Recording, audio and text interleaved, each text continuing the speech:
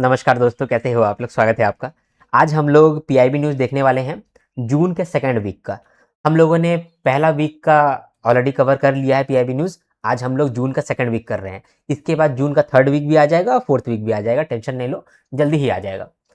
तो हम लोग पीआईबी न्यूज़ किस तरह से कवर करते हैं, एक बार मैं आपको थोड़ा-सा आइडिया देना चाहता हूँ, उसके बाद फिर हम लोग चालू कर देंगे। देखो, सबसे पहले हम लोग हर एक न्यूज़ के लिए आपको एक नोट्स प्रोवाइड किए हुए हैं। ठीक है? हर एक न्यूज़ के लिए आपको एक नोट्स मिलेगा। ये जो नोट्स मैंने बनाया है, यहाँ पर सारा इम्पोर्टेंट पॉइंट्स को ऐड कर दिया है, प्लस समझने के लिए नोट्स बहुत आसान है। पीआईबी का जो लैंग्वेज होता है ना, थोड़ा-सा डिफ़िकल्ट होता है। आप डायरेक्टली समझने जाओगे, थोड़ा-सा आप कन्फ्यूज़ हो जाओगे। इसीलिए मैंने उसका नोट्स बना दिया है। नोट्स से क्या होगा, आप समझ लोगे आराम से न्यूज़ क्या है और न्यूज़ आपको हल्का याद भी हो जाएगा। फिर हम लोग क्या करेंगे, उस न्यूज़ को रीड कर लेंगे। इससे आपके दिमाग में बेटर रिटेन हो पाएगा, जो भी न्यूज़ है। इस तरीके से हम लोग सारे न्यूज़ के साथ करेंगे। हर न्यूज़ के लिए मैंने आपको एक नोट दिया है और वो नोट्स का इस्तेमाल करके हम लोग न्यूज़ को समझ लेंगे और फिर रीडिंग करके हम लोग नोट्स को रिटेन भी कर लेंगे। ओके? इस तरीके से हम लोग पीआईबी न्यूज़ कवर करते हैं। अब तक हम लोगों ने फरवरी महीने का पीआईबी न्यूज़ कर लिया है, मार्च महीने का कर लिया है, अप्रैल महीने का कर लिया है, मई महीने का कर लिया है और जून महीने का फर्स्ट वीक का कंप्लीट कर लिया है या सेकंड वीक का चल रहा है। ठीक है? तो अगर आपने मान लो पुराना वीडियोज़ नहीं देखा है, तो आप ज़रूर जाके देख लेना, आपको हमारे प्लेलिस्ट के अंदर मिल जाएगा। ठीक है? तो करंट अफेयर्स का जो प्लेलिस्ट है, संकलन नाम है उस प्लेलिस्ट का, वहाँ से आपको मिल जाएगा। ठीक है? सारा वीडियोज़ मिल जाएगा, आप देखो और एन्जॉय करो। तो अभी हम लोग देख रहे हैं सेकंड वीक ऑफ जून। बिना किसी देरी के हम लोग स्टार्ट कर देते हैं, है ना? सबसे पहले देखते हैं पहला न्यूज़, प्रधानमंत्री सुरक्षित मातृत्व अभियान। ये 3 पेज का तो न्यूज़ ही है, 1 पेज, ये 2 पेज, ये 3 पेज, लेकिन इसको हम लोगों ने कवर कर लिया है एक ही पेज के अंदर। आपको फ़ील होगा कि यार इतना आसान है, लेकिन इसको लिखने के लिए हम लोग 3 पेज का इस्तेमाल किए, है ना? अभी यहाँ से समझते हैं, फिर वहाँ रीड कर लेंगे। तो प्रधानमंत्री सुरक्षा मातृत्व अभियान, इस अभियान का 10 साल बीत चुका है और 10 ईयर का हम लोग सेलिब्रेशन कर रहे हैं, इसीलिए इस को हम लोग न्यूज़ में देख रहे हैं। पीएम सुरक्षा मातृत्व अभियान 2016 में लॉन्च किया गया था by ministry of health and family welfare. ठीक है? अब इस स्कीम के अंदर होता क्या है, ये जानना ज़्यादा ज़रूरी है, क्योंकि एग्ज़ामिनेशन में आपसे पूछ सकता है, ये स्कीम कब लॉन्च हुआ था? ये स्कीम के अंदर क्या होता है? ये सब पूछ सकता है। समझते हैं, आराम से समझते हैं। ईज़ी है ये भी। पीएम सुरक्षा मातृत्व अभियान, इसके अंदर क्या होता है, महीने की हर 9 तारीख को जो प्रेग्नेंट वुमेन है, उनको फ्री प्रेगनेंसी चेकअप दिया जाता है by specialist in government hospital. ठीक है? स्पेशली उन वुमेन्स को जो कि सेकंड ट्राइमेस्टर में है, यानी कि जो प्रेगनेंसी के 13th टू 27th वीक के अंदर आती हैं, या फिर थर्ड ट्राइमेस्टर जो कि 28th वीक से लेकर के डिलीवरी तक आता है। तो ये जो सेकंड ट्राइमेस्टर में वुमेन रहती हैं या फिर थर्ड ट्राइमेस्टर में वुमेन रहती हैं, स्पेशली इनके लिए महीने के हर 9 तारीख को फ्री प्रेगनेंसी चेकअप होता है हॉस्पिटल में और गवर्नमेंट हॉस्पिटल में। ठीक है? किसके द्वारा? स्पेशलिस्ट के द्वारा। क्यों होता है? देखो, सरकार ने इसका रिक्वायरमेंट कब समझा? पहले क्या होता था कि जभी भी मान लो कि कोई भी महिला प्रेग्नेंट होती है, तो उनके बॉडी में बहुत सारा चेंजेस होता है। क्या-क्या चेंजेस होता है? एक चेंजेस होता है कि जब भी मान लो कि हार्मोन चेंज हो जाता है, ठीक है? जभी भी प्रेगनेंसी होता है, तो जो महिला है, जो कि माँ है, उसका हार्मोनल चेंजेस होता है। दूसरा, ब्लड अचानक से बढ़ता है। ब्लड अचानक से बढ़ता है ताकि वो जो बच्चा अभी जन्म ले रहा है, उस तक भी ऑक्सीजन पहुँचे। तो अगर मान लो कि ब्लड नहीं बढ़ा, तो उस बच्चे तक खून पहुँचेगा ही नहीं, वो साँस नहीं ले पाएगा। एक प्रॉब्लम वहाँ पर आ सकता है, ये रिस्क है। दूसरा रिस्क क्या है, मान लो कि अगर खून का कमी हो गया तो माँ को प्रॉब्लम आ जाएगा। तीसरा क्या होता है, हाई ब्लड प्रेशर। जैसे खून बढ़ते रहता है, तो ब्लड को भी तो ज़्यादा पंप करना पड़ता है। सॉरी, हार्ट को तो पंप करना पड़ता है बार-बार। तो अगर हार्ट ठीक से काम नहीं कर रहा है, तो ब्लड पंप नहीं होगा। अगर हाई ब्लड ब्लड प्रेशर हो गया है, तो डिलीवरी के टाइम पे बहुत खून वेस्ट हो जाएगा। उससे क्या होगा कि माँ का मृत्यु हो सकता है। तो बहुत सारा रिस्क होता है जब भी कोई प्रेग्नेंट होती है, कोई भी महिला प्रेग्नेंट होती है, तो उसमें बहुत सारा चेंजेस होता है उनके बॉडी में, क्योंकि वहाँ पर 2 जान जन्म ले रहा है ना? 2 जन्म है। एक तो माँ का जन्म हो रहा है, क्योंकि वो पूरा बॉडी चेंज हो रहा है और हर एक हार्मोन चेंज हो रहा है, तो वो एक चेंजेस हो रहा है और बच्चा भी जन्म ले रहा है। उसको भी न्यूट्रिशन पहुँचना चाहिए, उसको भी खाना पहुँचना चाहिए, उसको भी ऑक्सीजन पहुँचना चाहिए। तो ये सब कुछ को मेंटेन करने के लिए रेगुलर चेकअप होना बहुत ज़रूरी होता है एक प्रेग्नेंट महिला का। लेकिन ये नहीं हो पाता था, पहले ये नहीं हो पाता था। दूर-दराज के जो भी इलाके में प्रेगनेंसी होता था, वो लोग चेकअप नहीं करा पाती थी। तो सरकार ने क्या किया, सरकार ने बोला कि हम लोग गवर्नमेंट हॉस्पिटल में महीने के हर 9 तारीख को फ्री प्रेगनेंसी चेकअप रख देते हैं। उसमें जो भी वुमन सेकंड ट्राइमेस्टर में आती हैं या थर्ड ट्राइमेस्टर में आती है, वो आए और चेकअप कराएँ। अगर चेकअप में कोई रिस्क निकलता है तो उनका रेगुलर फॉलोअप होगा और सेफ डिलीवरी होगा, ताकि महिला भी बचे रहे और उसका बच्चा भी बचे रहे। ठीक है? तो आपके दिमाग में आएगा कि 9 तारीख को ही क्यों चुन रहे हैं?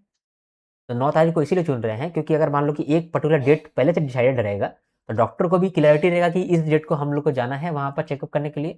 और जो भी दूर-दराज की एरिया की भी महिलाएँ होंगी, मान लो कि गाँव की महिलाएँ हैं या फिर रिमोट एरियाज़ की कोई महिलाएँ हैं, तो उनको ही मालूम रहेगा कि 9 तारीख को ही वहाँ पर होता है। तो वो लोग भी उस तरह से अपने मैनेज कर लेंगी।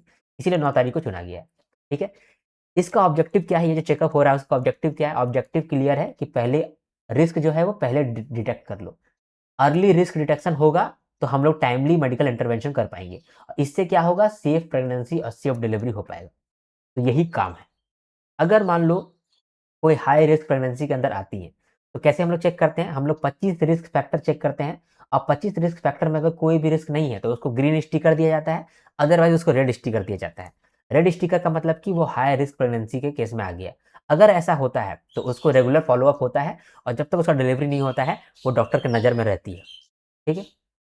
अभी गवर्नमेंट हॉस्पिटल में जो फ्री प्रेगनेंसी चेकअप है, इसके लिए तो डॉक्टर्स चाहिए, तो डॉक्टर जो है वो गवर्नमेंट हॉस्पिटल में आपको लगता है होगा, बहुत कम होता है और भी रिक्वायरमेंट होता है, तो उसके लिए सरकार ने एक सिस्टम बनाया है डॉक्टर वॉलंटियर सिस्टम। इसमें सरकार जो है वो इनवाइट करता है प्राइवेट सेक्टर के गायनेकोलॉजिस्ट को, प्राइवेट सेक्टर के फिजिशियंस को, प्राइवेट सेक्टर के रेडियोलॉजिस्ट को कि वो लोग आएँ 9th ऑफ एवरी मंथ और वो वॉलंटियर करें, फ्री चेकअप में हाथ बटाएँ, ठीक है? अगर जो रेगुलर वॉलंटियर करते हैं, उन डॉक्टर्स को मिलता है आई प्लेज फॉर 9 अवार्ड। ठीक है? तो ये काम होता है। 2016 में ये लॉन्च हुआ था ये स्कीम, चलते गया 2022 तक ये मालूम चला कि एक सिस्टम में फ्लॉ आ गया है। फ्लॉ मतलब कि एक प्रॉब्लम है। क्या प्रॉब्लम है? हम लोग ये तो फ्लैग कर देते हैं, रेड स्टिकर दे देते हैं कि इसको ज़्यादा केयर का ज़रूरत है, इसको कम केयर का ज़रूरत है, लेकिन इतना करके छोड़ देते थे। तो उसके बाद एक्सटेंडेड पीएसएमए आया, एक्सटेंडेड पीएमएसएमए मतलब कि एक्सटेंडेड प्रधानमंत्री सुरक्षा मातृत्व अभियान। इसके अंदर हम लोग बोलने लगे कि हम लोग जो हाई रिस्क प्रेगनेंसी का फ़ॉलो-अप है, उसको ज़्यादा स्ट्रेंथन करते हैं। तो स्ट्रेंथन करने के लिए ये वाला स्कीम एक्सटेंड किया गया, है ना? अभी इसका बेनिफिट क्या हुआ? इस अभियान से बेनिफिट क्या हुआ? बहुत बेनिफिट हुआ। जो मैटरनल मोर्टेलिटी रेट है, वो 130 से घट करके 87 हो गया, ठीक है? अब मैटरनल मोर्टेलिटी रेट क्या होता है? तो प्रेगनेंसी के दौरान जो डेथ होता है, उसको हम लोग बोलते हैं मैटरनल मोर्टेलिटी, ठीक है? तो out of 1 lakh live birth कितना मैटरनल डेथ होता है? तो पहले 130 हुआ करता था 2014-16 के अंदर, जो कि कम हो गया है, 87 हो गया है इन 2022-24। उसमें ये स्कीम का बहुत बड़ा रोल है, ठीक है? ये आपके आरबीआई ग्रेड बी में डिस्क्रिप्टिव में भी काम आएगा और नाबार्ड एग्जामिनेशन के लिए भी बहुत रेलेवेंट ये स्कीम है, ठीक है? ये हो गया और दूसरा का बात करते हैं neonatal mortality rate. Neonatal mortality rate का मतलब क्या होता है? जब बच्चा 1 से लेकर के 28 दिन के बीच रहता है, तो उस समय भी वो डेथ उसको हो सकता है। तो वैसा कितना डेटा है? तो पर 1000 लाइव बर्थ पहले 24 न्यूनेटल डेथ होता था, अब जो है ये कम होकर के 18 हो गया है। इसका मतलब कि बेनिफिट हम लोग को अच्छा मिला है। तो प्रॉब्लम भी आप समझे, इसका सॉल्यूशन भी आप समझे और सॉल्यूशन का इम्पैक्ट जो दिख रहा है डेटा के रूप में, वो भी आप देखें। क्लियर हो गया आपको? अभी हम लोग इसको रीड कर लेते हैं ताकि आपको बेटर रिटेंशन हो पाए। तो न्यूज़ में यही है कि प्रधानमंत्री सुरक्षा मातृत्व अभियान जो है, उसने 10 साल कंप्लीट कर लिया है और इसके लिए जो थीम रखा गया है सेलिब्रेशन का, वो है 10 years of PMSMA a decade of care. About the scheme, scheme के बारे में कहा जाए तो इसका ऑब्जेक्टिव है to ensure early risk detection, timely medical intervention and safer pregnancies for every woman in India. 2016 में इसको लॉन्च किया गया था by ministry of health and family welfare. इसके अंदर कौन एलिजिबल है? जो भी प्रेग्नेंट वुमेन है सेकंड ट्राइमेस्टर में या फिर थर्ड ट्राइमेस्टर में, ठीक है? और हाई रिस्क प्रेगनेंसी केसेस है या फिर ऐसा वुमेन जो कि ड्रॉप आउट ले चुकी हैं फ्रॉम रेगुलर एंटीनेटल केयर, वो भी आकर के केयर ले सकती हैं। की फीचर्स में यही बात कहा गया है कि मिनिमम एक कॉम्प्रिहेंसिव और क्वालिटी एंटीनेटल चेकअप होगा, 0 से लेकर सब कुछ आपका चेक कर लेगा, ठीक है? वो ट्रेन्ड डॉक्टर रहेगा। इसके बाद अगर हाई रिस्क प्रेगनेंसी आइडेंटिफाई होता है by screening 25 high risk factors, तो उस केस में आपको एक रेड स्टिकर दिया जाएगा। ग्रीन स्टिकर उनको दिया जाएगा जिसका कोई भी रिस्क फैक्टर डिटेक्ट नहीं किया गया है, ठीक है? उसको दिया जाएगा। साथ में जो स्कीम है ये इनवाइट करता है, वेलकम करता है ऐसे स्पेशलिस्ट को, रेडियोलॉजिस्ट को, फिजिशियंस को from private sector to volunteer their time. उसको हम लोग बोलते हैं डॉक्टर वॉलंटियर सिस्टम। इसके बाद जो भी रेगुलर वॉलंटियर कर रहे हैं उनको एक अवार्ड भी दिया जा रहा है, I pledge for 9 achievers award. ठीक है, इसके बाद 2022 में, जनवरी 2022 में लॉन्च किया गया एक्सटेंडेड पीएमएसएमए। ठीक है, to strengthen follow up care for high risk pregnant women. ठीक है, यहाँ पर क्या हो रहा है, जो हाई रिस्क प्रेगनेंसी है उसको हम लोग ट्रैक कर रहे हैं इंडिविजुअली, ताकि जब तक सेफ डिलीवरी ना हो तब तक हम लोग फॉलो अप करते रहे। ठीक है, उसके बाद भी टॉप 5 स्टेट्स कौन कौन से हैं इन टर्म्स ऑफ वॉलंटियर्स रजिस्टर्ड, वो आप देख सकते हैं यहाँ पर। और टॉप 5 स्टेट्स कौन है in terms of number of pregnant women receiving antenatal care in May. ठीक है, इसके बाद मैटरनल मोर्टेलिटी रेट भी कम हुआ है, इसमें रिडक्शन देखने को मिला है, और न्यू नेटल मोर्टेलिटी रेट भी कम हुआ है। तो हम लोग देख ही लिए।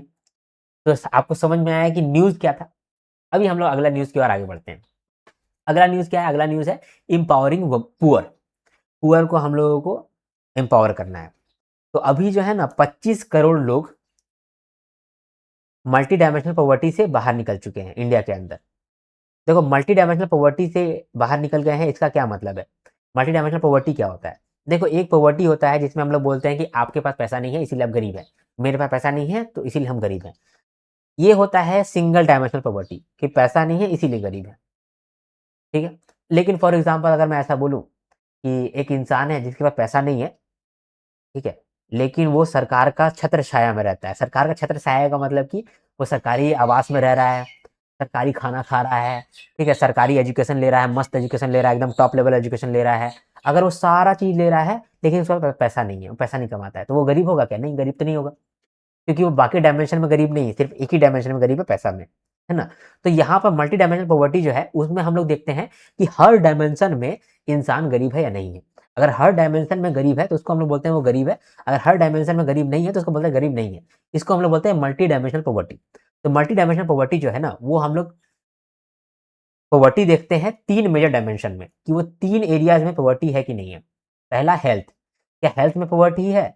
दूसरा एजुकेशन में पॉवर्टी है। तीसरा स्टैंडर्ड ऑफ लिविंग। यानी हेल्थ देखते हैं हम लोग, एजुकेशन देखते हैं हम लोग, स्टैंडर्ड ऑफ लिविंग देखते हैं। इनकम नहीं देख रहे हैं हम लोग, पॉवर्टी के लिए इनकम नहीं देख रहे हैं हम लोग, 3 चीज देख रहे हैं। क्या हेल्थ अच्छा है, क्या एजुकेशन सही है, या स्टैंडर्ड ऑफ लिविंग सही है। अगर तीनों सही है तो आपका मल्टी डायमेंशनल पॉवर्टी से आप बाहर है, अदरवाइज आप अंदर है। तो हेल्थ के अंदर भी हम लोग क्या क्या देखते हैं? हेल्थ के अंदर देखते हैं कि न्यूट्रिशन सही से मिल पा रहा है आपको, चाइल्ड मोर्टेलिटी कैसा है, ठीक है, और हेल्थ केयर कैसा है, ये हम लोग हेल्थ के अंदर चेक करते हैं। एजुकेशन के अंदर चेक करते हैं कि कितना साल तक आपने स्कूल गया है, आप कितना साल स्कूल गए हैं, और स्कूल में अटेंडेंस कितना रहा है।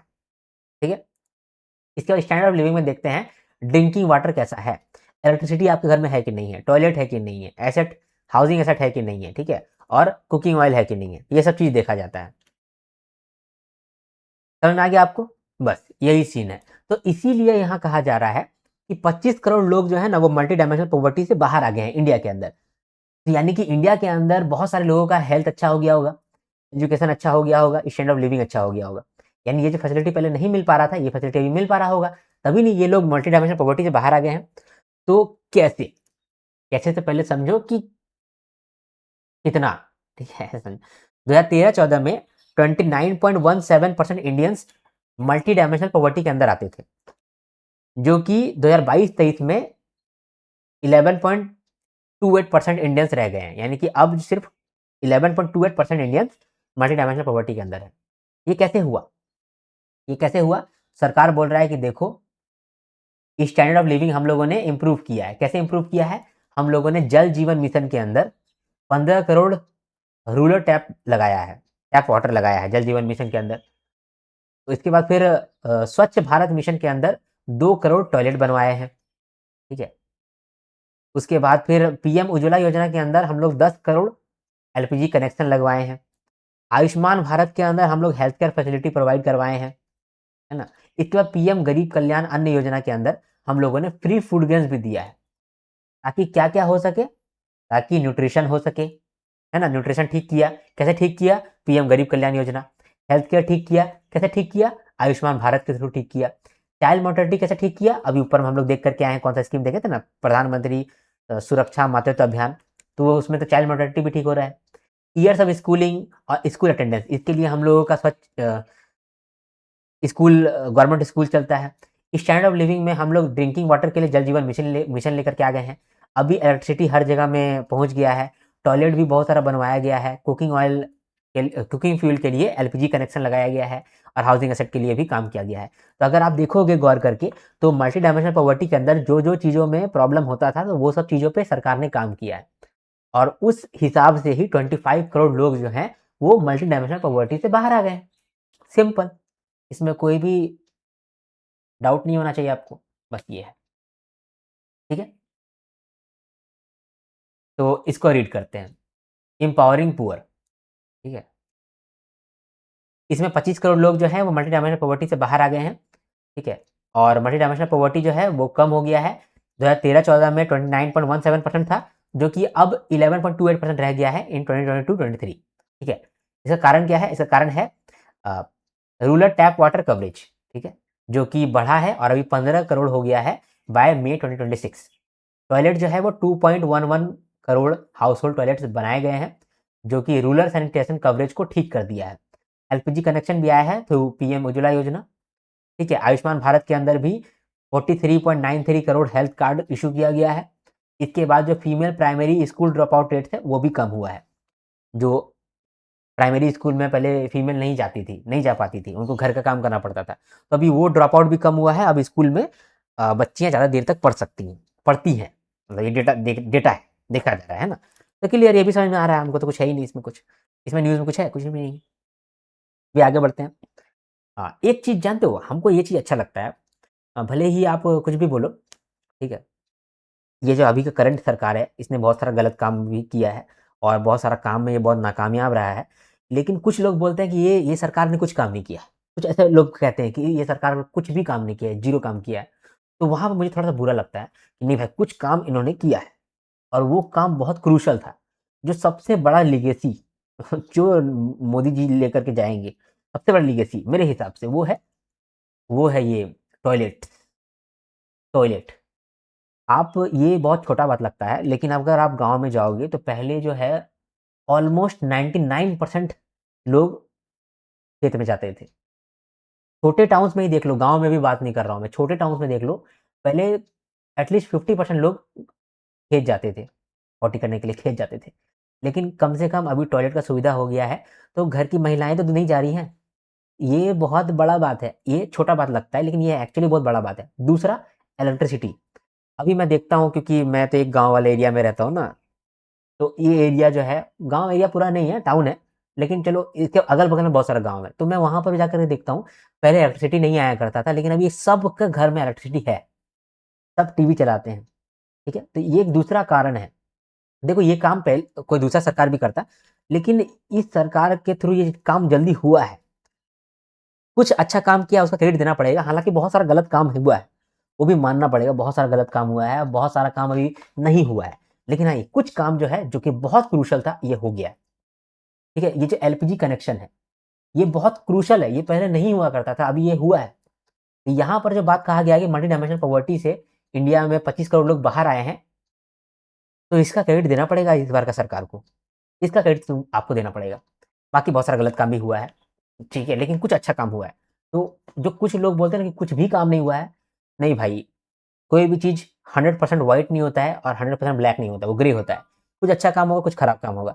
कम अच्छा काम होगा, ज़्यादा खराब काम होगा, या फिर ज़्यादा अच्छा काम होगा, कम खराब काम होगा। लेकिन कोई 100% परफेक्ट भी नहीं होता है, कोई 100% खराब भी नहीं रहता है, ठीक है? तो कुछ काम जो है वो अच्छा हुआ है, ये तो मानना पड़ेगा, ठीक है? चलो अभी हम लोग आगे बढ़ते हैं। चलो अब मैं कोई पीआर नहीं हूँ, ठीक है? लेकिन मुझे ऐसा फ़ील होता है, ठीक है? कि कुछ-कुछ काम जो है ना, इस पे सरकार को क्रेडिट मिलना चाहिए। क्योंकि ये जो जल जीवन मिशन है, ठीक है? जो रूरल टैप पहुँचा है पानी और टॉयलेट पहुँचाई। टॉयलेट बहुत बड़ा बात था, जो कि अभी लोग इग्नोर कर देते हैं। उसको रखना चाहिए। हालाँकि बहुत सारा काम है, जो सबसे खराब काम इस बार का सरकार किया है, वो एम्प्लॉयमेंट नहीं है। एम्प्लॉयमेंट अच्छा बढ़ना चाहिए था। इस पे सभी नाराज़ हैं। चलो आगे बढ़ते हैं, है ना? ज़्यादा पॉलिटिकल बात नहीं करना है। आगे बढ़ते हैं, विनिमय देखते हैं। विनिमय क्या है? लैंड पोर्ट मैनेजमेंट सिस्टम विनिमय। मिनिस्ट्री ऑफ होम अफेयर्स ने लॉन्च किया है विनिमय। ये क्या है? लैंड पोर्ट मैनेजमेंट सिस्टम ये है क्या भाई? देखते हैं यहाँ पर। तो देखो जो ट्रांसपोर्टर है, यहाँ से देखते हैं यहाँ पर। ये बढ़िया है, ठीक है? देखो अभी क्या होता है मैं आपको बताता हूँ। लैंड पोर्ट क्या होता है? जब ये मान लो कि आप कोई सामान इंटरनेशनली भेजते हैं, तो या तो शिप से जाता है वो, सी रूट से जाता है, या फिर एयर ट्रैवल जाता है। लेकिन बहुत सारा जो सामान है वो हमारा लैंड रूट से भी आता है। जैसे मान लो कि हमारा नेबरिंग कंट्रीज ही समझ लो, जैसे भूटान हो गया, पाकिस्तान हो गया, उसके बाद नेपाल हो गया, बांग्लादेश हो गया। तो यहाँ से जो सामान हम लोग का आता है वो लैंड पोर्ट से आता है, मतलब सॉरी लैंड से आता है। तो लैंड से जैसे आता है तो इंटरनेशनल बॉर्डर के पास ही हम लोग लैंड बॉर्डर भी बनाते हैं। वहाँ पर क्या होता है कि सामान जब आता है तो उस लैंड पोर्ट में आता है, उस लैंड पोर्ट में चेकिंग होता है कि ड्राइवर सही है कि नहीं है, ड्राइवर जो सामान लाया है वो सामान लीगल है कि नहीं है, जो सामान लाया जा रहा है उस पर कितना कस्टम ड्यूटी देना पड़ेगा, वो कस्टम ड्यूटी देना पड़ता है, उसके बाद ही वो सामान आप इंडिया के अंदर ला सकते हैं या फिर इंडिया से बाहर लेके जा सकते हैं। तो एक लैंड पोर्ट बनाया जाता है। जैसे कि सी पोर्ट में आप देखोगे ना, सी पोर्ट में कस्टम एरिया का वो रहता है ना, वहाँ पर आपको कस्टम आप पेमेंट करते हैं, वो सारा आपका सिक्योरिटी चेकिंग होता है। तो उसी तरीके से जब आप लैंड से कोई सामान लेकर के आते हैं तो लैंड पोर्ट में पहले आपका अराइवल होता है, सारा कुछ चेकिंग होता है आपका लैंड पोर्ट के अंदर, और उसके बाद फिर आप कंट्री के अंदर जा सकते हैं। तो विनिमय से पहले क्या सीन हुआ करता था वो समझो, ठीक है। तो जैसे ये ट्रक आया लैंड पोर्ट के अंदर, ठीक है, उसके बाद इसका सिक्योरिटी चेक हुआ, इनिशियल सिक्योरिटी चेक हुआ, फिर यानी उसके बाद फिर बीएसएफ जो है, बॉर्डर सिक्योरिटी फोर्स, ये क्या किया, ट्रक को चेक किया, ड्राइवर का एंट्री चेक किया, डॉक्यूमेंट चेक किया, ठीक है। इसके बाद फिर कस्टम ऑफिस वो गया, जो भी ट्रक ड्राइवर होगा ना, वो ट्रक को लगाया होगा और कस्टम ऑफिस गया होगा, वहां पर डॉक्यूमेंट को वेरीफाई किया होगा, जैसे कि इनवॉइस, जो भी सामान ला रहा है उसका invoice, packing list, import export code, ये सब कस्टम ऑफिस को दिखाया होगा और ड्यूटी कैलकुलेट करवाया होगा कि कितना ड्यूटी पे करना पड़ेगा, ठीक है। उसके बाद फिर अगला ऑफिस गया होगा। ये सब कुछ लैंड पोर्ट एरिया के अंदर हो रहा है, लैंड पोर्ट के अंदर ही सारा बहुत सारा ऑफिस है। वहां ऑफिस में जा करके जो ड्राइवर है वो सारा अप्रूवल ले रहा है और उसके बाद फिर वो इंडिया के अंदर घुस पाएगा, ठीक है। तो डॉक्यूमेंट वेरीफाई करने के लिए गया, सारा डॉक्यूमेंट का फिजिकल वेरिफिकेशन हुआ, स्टैंप लगा, सिग्नेचर हुआ, फिर आगे गया, फिर कार्गो कार्गो इंस्पेक्शन हुआ। मान लो कि आप एनिमल्स लेकर के आ रहे हो तो एनिमल का चेकिंग होगा कि एनिमल जो है उसको पर्टिकुलर वैक्सीनेशन दिया गया है कि नहीं दिया गया है, या फिर आप खाली बीमार सामान ला रहे हो या फिर कोई खराब सामान है तो उसका एक फिजिकल इंस्पेक्शन होता है, ठीक है। तो स्कैनिंग होता है गुड्स का। हाँ, हो सकता है कि आपका कंटेनर भी खोला जाए और उसमें देखा भी जाए, ऐसा भी हो सकता है, कभी कभी ऐसा होता है। इसके बाद फिर जैसे मान लो कि कोई प्लांट या फिर एनिमल को लेकर के आ रहे हैं तो उसका हेल्थ कैसा है, क्वारंटाइन में रखा हुआ है कि नहीं रखा हुआ है, उसको भी चेक किया जाता है, ठीक है, ठीक है। तो ये सब भी चेक किया जाता है, तो इसके लिए आपको दूसरे काउंटर के पास जाना पड़ता है। फिर आपने जो कस्टम ड्यूटी आपका कैलकुलेट हुआ था, फिर आप उसको पेमेंट करते हो, ठीक है। पेमेंट भी आपको एक ऑथराइज्ड काउंटर में जाकर के करना पड़ता है, ठीक है। इसके बाद फिर आपका फाइनल क्लियरेंस होता है और फिर आप लैंड पोर्ट से बाहर निकलते हो और उसके बाद फिर इंडिया के अंदर आप आते हो, ठीक है। इसमें बहुत समय लगता है क्योंकि ये सारा काम मैनुअली हो रहा है। देखो, शुरुआत में सिक्योरिटी चेक इन होगा तो वहाँ पर 1 घंटा लगेगा, फिर 1.5 घंटा लगेगा आपका बॉर्डर सिक्योरिटी फोर्स जो चेक करेगा, उसके बाद कस्टम ऑफिस में जाएंगे तो वहाँ पर 3 घंटा 4 घंटा का वेटिंग होता है, फिर वहाँ पर टाइम लगता है, फिर डॉक्यूमेंट वेरीफाई करने समय वहाँ टाइम लगता है, कुछ अंदर से पैसा भी देना पड़ता है, कार्गो इंस्पेक्शन में भी आपको टाइम लगेगा, ठीक है। मतलब टाइम टाइम टाइम बहुत टाइम लग रहा है और बहुत ये परेशानी वाला चीज़ है। तो सरकार ने क्या किया, इसको ऑनलाइन कर दिया है, ये सिस्टम है इसको ऑनलाइन कर दिया है। ऑनलाइन कैसे किया है, एक सिस्टम लाया है विनिमय, विनिमय यही सिस्टम है। इसमें क्या हो रहा है,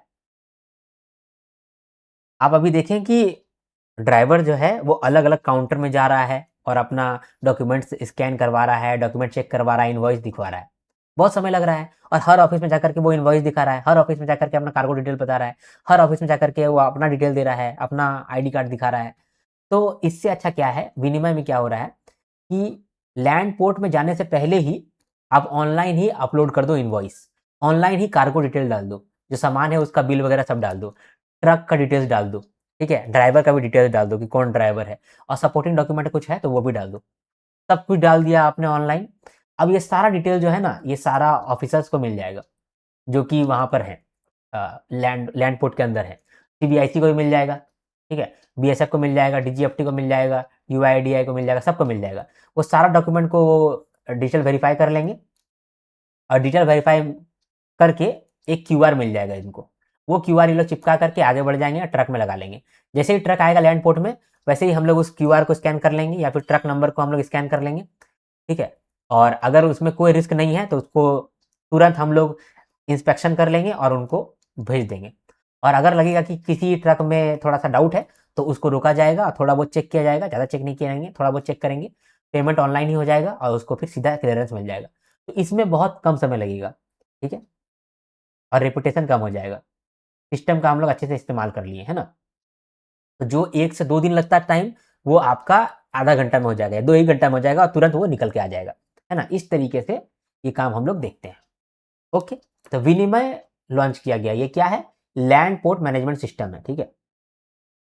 विनिमय क्या हो रहा है? ये लैंड पोर्ट है, उसको ही मैनेज करने के लिए एक सिस्टम बनाया गया है ऑनलाइन, उसको बोल रहे हैं हम लोग विनिमय, ठीक है? इसमें क्या हो रहा है? जो ट्रांसपोर्टर है, एक्सपोर्टर है या इंपोर्टर है, ये अपना इनवॉइस अपलोड कर दे रहा है, कार्गो डिटेल अपलोड कर दे रहा है, ट्रक डिटेल अपलोड कर दे रहा है, ड्राइवर डिटेल अपलोड कर दे रहा है, सपोर्टिंग डॉक्यूमेंट भी अपलोड कर दे रहा है।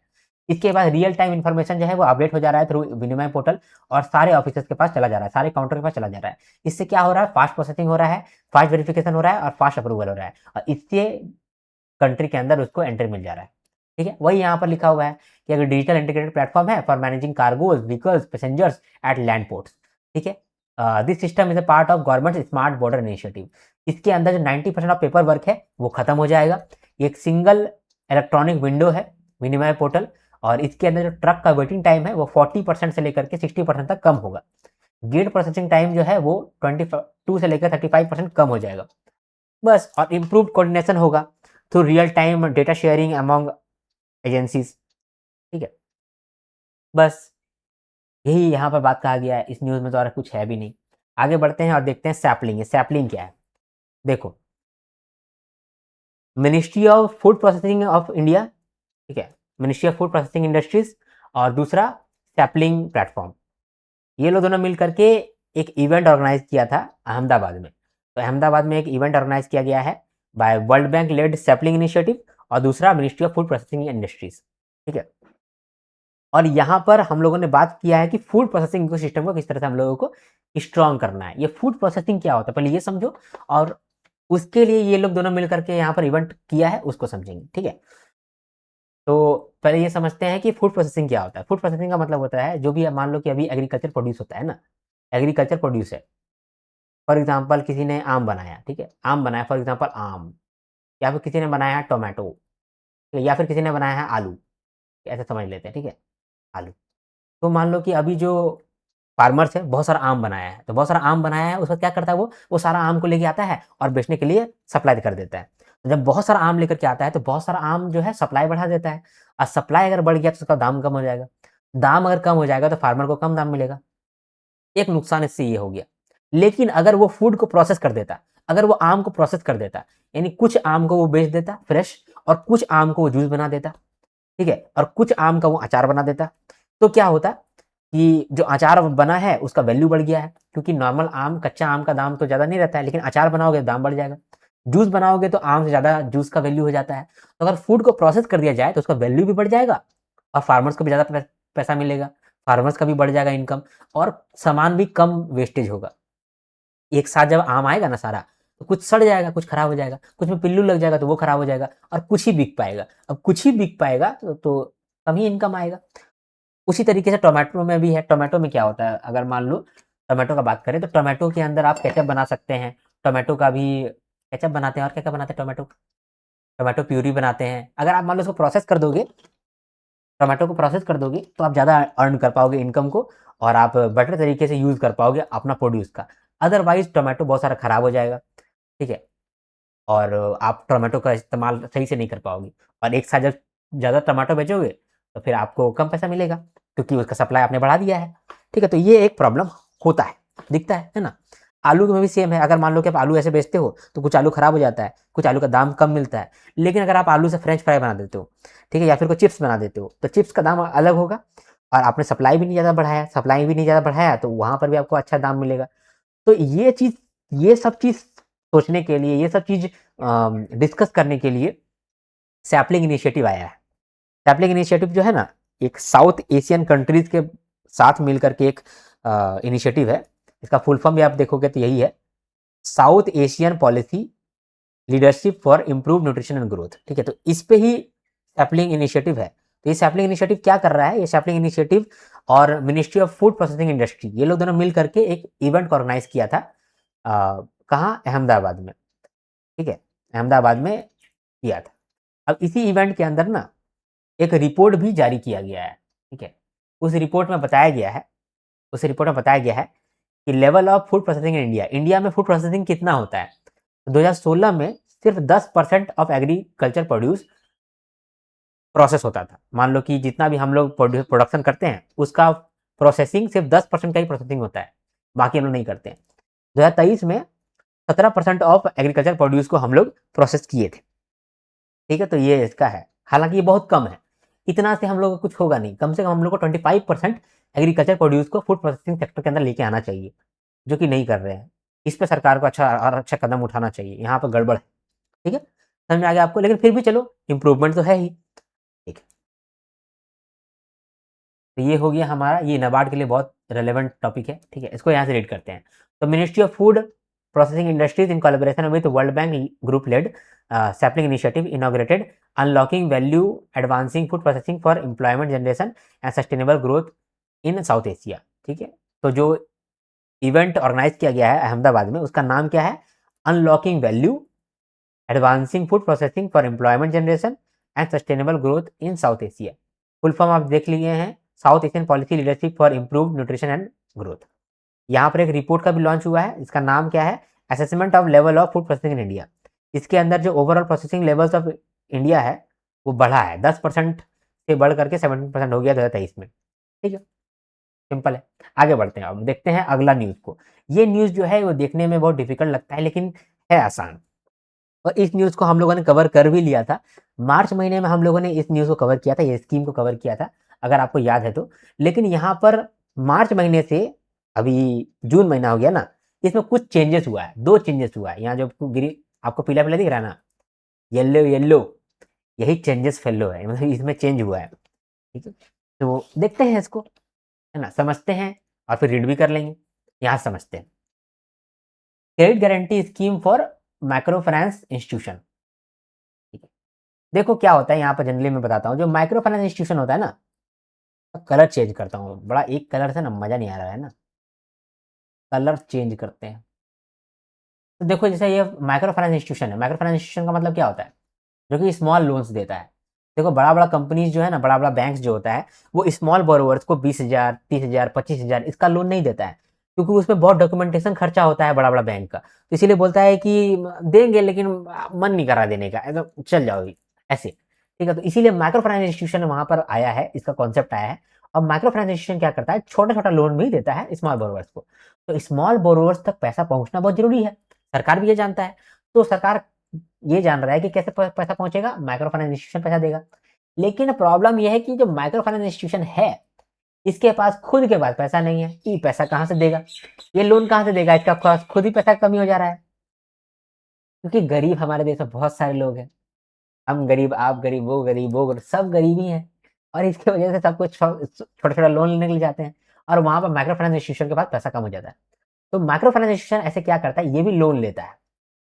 ये लोन देने के लिए ये लोन लेता भी है। कहाँ से लेता है? ये बैंक से लेता है, शेड्यूल कमर्शियल बैंक से लेता है, एनबीएफसी से लेता है, यानी कि मेंबर लेंडिंग इंस्टीट्यूशन से लेता है, ठीक है। In general member lending institution से ये लोन लेता है। ये लोन लेता है और फिर ये लोन स्मॉल बोरोवर्स को देता है। लेकिन मेंबर लेंडिंग इंस्टीट्यूशन बोलता है कि अरे भाई, हम स्मॉल बोरोवर्स को इसीलिए लोन नहीं देना चाहते हैं क्योंकि ये लोग जो है ना, ये लोग अपने आदत की वजह से गरीब है, ये लोग पैसा लौटाता ही नहीं है। जब पैसा लौटाएगा ही नहीं तो उसको लोन क्यों दे, ठीक है। तो अभी मेंबर लेंडिंग इंस्टीट्यूशन बोलता है कि भाई तुम भी तो उसी को लोन दे रहा है, हम तुमको लोन देंगे, तुम भी तो वही लोग दे देगा, इसीलिए हम तुमको देने में भी हमको डर लग रहा है। अब हम तुमको लोन नहीं देंगे दोस्त, क्योंकि तुम भी तो वही लोग को दे रहा है जो कि पैसा लौटाने के लायक शायद नहीं है, ठीक है। क्योंकि बहुत लोग नहीं लौटाएगा, फिर तुम गड़बड़ करोगे। इसीलिए मेंबर लेंडिंग इंस्टीट्यूशन भी लोन जल्दी देता नहीं है, इसीलिए इसके पास पैसा नहीं रहता है। इसके पास पैसा नहीं रहता तो स्मॉल बोरोवर को पैसा मिलता नहीं है। तो सरकार क्या बोलता है? सरकार सरकार बोलता है कि एक काम करो मेंबर लेंडिंग इंस्टीट्यूशन, हम तुमको गारंटी देते हैं कि अगर तुम्हारा पैसा डूबेगा तो हम तुमको रिपे कर देंगे, लेकिन तुम जो है लोन दो, माइक्रो फाइनेंस इंस्टीट्यूशन को तुम लोन दो, ताकि माइक्रो फाइनेंस जो है वो आगे स्मॉल बोरोवर्स तक लोन दे, और स्मॉल बोरोवर्स तक जब लोन पहुंचेगा तो देश का कुछ हो सकता है, ठीक है। मतलब ये हो गया। अभी सरकार जो है उसमें तो प्रधानमंत्री मोदी या फिर अमित शाह या फिर मान लो कि जो भी है प्राइम मिनिस्टर, प्रेसिडेंट, वो लोग तो आकर के नहीं ये काम करेगा। तो गवर्नमेंट के बिहाफ में एनसीजीटीसी ये काम करता है, ठीक है। मेंबर लैंडिंग इंस्टीट्यूशन से गारंटी देने के बदले में कुछ फीस भी चार्ज करता है। कितना होता है वो होता है 0.5% ऑफ आउटस्टैंडिंग अमाउंट। पहला साल में फीस लेता है 0.5% ऑफ सैंक्शन अमाउंट, और उसके बाद से फिर आपका फीस लेता है 0.5% ऑफ आउटस्टैंडिंग अमाउंट। ठीक है, ये फीस होता है गारंटी फीस है। ठीक है, गारंटी दे रहा है, उसके बदले में फीस ले रहा है गवर्नमेंट, मतलब गवर्नमेंट के हिसाब में एनसीडीसी। ठीक है, अब गारंटी दे रहे हैं, कितना गारंटी दे रहे हैं? मेंबर लैंडिंग इंस्टीट्यूशन ये पूछेगा, आप तो बोल रहे हैं गारंटी देंगे, कितना गारंटी देंगे भाई, पहले हमको ये बताओ। तो गारंटी हम लोग देंगे based on the size of micro finance institution. ठीक है, अगर स्मॉल माइक्रो फाइनेंस इंस्टीट्यूशन है तो 80% का आपको गारंटी मिल जाएगा। जब मीडियम माइक्रो फाइनेंस इंस्टीट्यूशन है तो उसको 75% का गारंटी मिलेगा। अगर लार्ज माइक्रो फाइनेंस इंस्टीट्यूशन है तो उसको 70% का गारंटी मिलेगा, उस केस में 70% का गारंटी मिलेगा। अब कैसे मालूम चलेगा कि कौन सा स्मॉल माइक्रो फाइनेंस इंस्टीट्यूशन है, या मीडियम माइक्रो फाइनेंस इंस्टीट्यूशन है, या लार्ज माइक्रो फाइनेंस इंस्टीट्यूशन है? तो वो हम लोग डिसाइड करेंगे based on asset under management. किस माइक्रो फाइनेंस इंस्टीट्यूशन के पास कितना एसेट रखा हुआ है, कितना लोन रखा हुआ है। तो किसी के पास 500 करोड़ से कम का एसेट है तो उसको हम लोग स्मॉल एमएफआई बोल रहे हैं, और उसके लिए हम लोग 80% का आपको गारंटी दे रहे हैं। मीडियम तब बोलेंगे जब 500 करोड़ से लेकर के 2000 करोड़ तक का एसेट अंडर मैनेजमेंट रहेगा। अब 2000 करोड़ या फिर उससे ज्यादा का अगर रहेगा एसेट अंडर मैनेजमेंट, तब उस केस में उसको large asset under large MFI बोलेंगे, और उस केस में 70% का आपको गारंटी मिलेगा। तो ये गारंटी दिया जा रहा है। लेकिन ये जो गारंटी हम लोग दे रहे हैं, सरकार जो दे रहा है मेंबर लैंडिंग इंस्टीट्यूशन को, लेकिन कुछ शर्त रखा गया है। शर्त क्या है कि जो मैक्सिमम इंटरेस्ट रेट तुम चार्ज करोगे लोन के बदले में, वो कितना रहेगा? ईबीएलआर या एमसीएलआर प्लस 2%। जितना ईबीएलआर एमसीएलआर चल रहा है प्लस 2%। मैक्सिमम लोन सैंक्शन आप कितना लोन दे सकते हो? 20% ऑफ एसेट अंडर मैनेजमेंट। ठीक है, maximum 20% of asset under management आप लोन सैंक्शन कर सकते हो। ठीक है, लेकिन स्मॉल एमएफआई को मैक्सिमम 100 करोड़ ही मिलेगा। ठीक है, कलर और चेंज करते हैं तब अच्छा लगेगा। जो स्मॉल एमएफआई है उसको मैक्सिमम 100 करोड़ ही मिलेगा। जो स्मॉल एमएफआई है उसको मैक्सिमम 200 करोड़ ही मिलेगा। और जो लार्ज एमएफआई है उसको मैक्सिमम 1000 करोड़ मिलेगा। पहले जो हम लोग मार्च महीने में पढ़े थे तभी ये चीज था 300 करोड़, अभी इसको चेंज करके 1000 करोड़ किया गया है। ठीक है, तो ये चेंजेस आपको दिख गया कि ये चेंजेस हुआ है, इसीलिए मैं आपको ये वाला पढ़ा रहा हूँ, नहीं तो बोलता कि वही पढ़ लो आप। ठीक है, इसके बाद अभी देखते हैं अगला। मैक्सिमम लोन टेन्योर 3 साल का मैक्सिमम लोन टेन्योर होगा, जिसमें से कि 2 साल रिपेमेंट होगा और 1 साल मोरेटोरियम पीरियड। मोरेटोरियम पीरियड का मतलब होता है जिस साल ना आपको कुछ पेमेंट नहीं करना है, उस साल आप बिना पेमेंट के रह सकते हैं। ठीक है, मतलब पहला साल ही आप लोन लिए हैं, पहला साल रिपेमेंट कर रहे हैं, अच्छा नहीं लगता है ना। इसलिए लोग बोल रहे हैं कि 1 साल का मोरेटोरियम ले लो भाई, 1 साल तो मत पेमेंट करो, लेकिन बाकी का 2 साल पेमेंट कर देना। ठीक है, इसके बाद सरकार चाहता है ना कि जो स्मॉल एमएफआई है उस तक लोन पहुंचे, जो मीडियम एमएफआई है उस तक लोन पहुंचे, क्योंकि वहीं पर ज्यादा लोग आते हैं लोन लेने के लिए। तो उन लोगों के लिए हम लोग प्रायोरिटी सेट कर रहे हैं कि मेंबर लैंडिंग इंस्टीट्यूशन, तुम लोग क्या करना, जो स्मॉल एमएफआई है उसको मिनिमम 5% ऑफ शेयर उसको ही लोन देना। तो 1 मिनट, कौन सा कलर चुन रहे थे भाई? कलर में ही हम मिक्स हो गए। अरे हाँ, ये वाला स्मॉल एमएफआई जो है उसको मिनिमम 5% ऑफ शेयर, मतलब मिनिमम 5% ऑफ सैंक्शन उसको तुम देना, और जो मीडियम एमएफआई है उसको मिनिमम 10% ऑफ सैंक्शन उसको देना। ठीक है, ये हो गया। अभी हम लोग माइक्रो फाइनेंस इंस्टीट्यूशन को भी बोल रहे हैं कि ये माइक्रो फाइनेंस इंस्टीट्यूशन तुम कितना चार्ज कर सकते हो स्मॉल बोरोवर से। तो तुम लोग जो मैक्सिमम इंटरेस्ट रेट चार्ज करोगे वो कितना रहेगा? वो रहेगा average lending rate of past 6 month minus 1%। यानी पिछले 6 महीने में तुमने जितना भी लेंडिंग रेट रखा है उसका एवरेज रखो। मान लो एवरेज निकलता है 7%, तो तुमको 6% रखना होगा मैक्सिमम इंटरेस्ट रेट, तभी तुमको ये सब का बेनिफिट मिलेगा। नहीं ज़्यादा होशियारी नहीं करना। ठीक है, तो ये सब हम लोग बोल दे रहे हैं, समझ में आया आपको? ठीक है, अब ये जो स्कीम है ना हम लोग रखे थे 31/6, 31/6 तक रखे थे। मतलब 31/6 मतलब क्या होता है? जनवरी, फरवरी, मार्च, अप्रैल, मई, जून। हाँ, तो 31 जून तक हम लोग रखे थे इस चीज को। तो इसको अभी हम लोग और एक्सटेंड कर दिए हैं और 31 अगस्त तक कर दिए हैं। ठीक है, तो ये ड्यूरेशन है कि जब तक 20,000 करोड़ का गारंटी नहीं इशू हो जाए तब तक ये चलेगा, अदरवाइज 31 तारीख तक चलेगा, 31 अगस्त तक चलेगा। ठीक बा, ओके, क्लियर हो गया यहाँ पर, आपको समझ में आ गया। अभी हम लोग इसको रीड कर लेते हैं। अगर आप सीधा रीड करते ना तो मैं आपको लिख दे सकता हूँ कि आप गुम हो जाते कि बोल क्या रहा है, कहना क्या चाहते हो। अरे भाई, कहना क्या चाहते हो? कहना यही चाहते हैं कि सब आसान है। आसान है, हाँ आसान है। लेकिन पहले समझ लोगे तो आसान है, नहीं समझोगे तो वही चीज़ बहुत डिफिकल्ट हो जाता है ना। चलो, तो गवर्नमेंट ने अप्रूव कर दिया है ये वाला स्कीम, गवर्नमेंट ने ये वाला स्कीम को अप्रूव कर दिया है। स्कीम के अंदर ये वाला क्लासिफिकेशन है, ठीक है, ये वाला गारंटी भी है, ये वाला इंटरेस्ट रेट है। अरे ये वाला नहीं समझाओ तो इसमें हम लोग बोल रहे हैं कि हम लोग गारंटी देंगे इसको बैंक या फिर फाइनेंशियल इंस्टीट्यूशन को against expected loss on the financial assistance extended by them to NBFC, MFI और MFIs for on lending to small borrowers. ये क्रेडिट गारंटी मिलेगा, प्रोवाइड किया जाएगा, ये मिलेगा थ्रू एनसीजीटीसी यानी कि national credit guarantee trustee company limited. Eligible कौन होंगे? वो माइक्रो फाइनेंस इंस्टीट्यूशन होंगे जो आरबीआई डेफिनेशन के अंदर आते हैं। ओके, एसेट अंडर मैनेजमेंट जिसका 500 करोड़ से कम है उसको 80% का गारंटी कवरेज मिलेगा और उसी को हम लोग स्मॉल साइज बोलते हैं। मीडियम साइज एमएफआई को हम लोग 75% का गारंटी देंगे और लार्ज साइज जो एमएफआई है उसको हम लोग 70% का गारंटी देंगे। गारंटी फी कितना लेंगे? 0.5% per annum on sanction amount first year के लिए, और अगले साल के लिए अगले साल से आउटस्टैंडिंग अमाउंट पे 0.5% per annum. Okay, interest rate कितना रहेगा? ईबीएलआर या फिर एमसीएलआर प्लस 2% पर एनम। ठीक है, इसके बाद बस। और अगर ऑन लैंडिंग करेंगे हम लोग स्मॉल बोरोवर्स तक, यानी कि जो एमएफआई है, जो एमएफआई है वो जब स्मॉल बोरोवर्स को लोन देगा, यानी जब ऑन लैंडिंग करेगा, तो उस केस में वो कितना रखेगा maximum interest rate? 1% below the average rate of lending in past 6 month. आपके दिमाग में आएगा कि यार यही वाला समझना आसान था, इधर तो दिमाग खराब हो रहा है।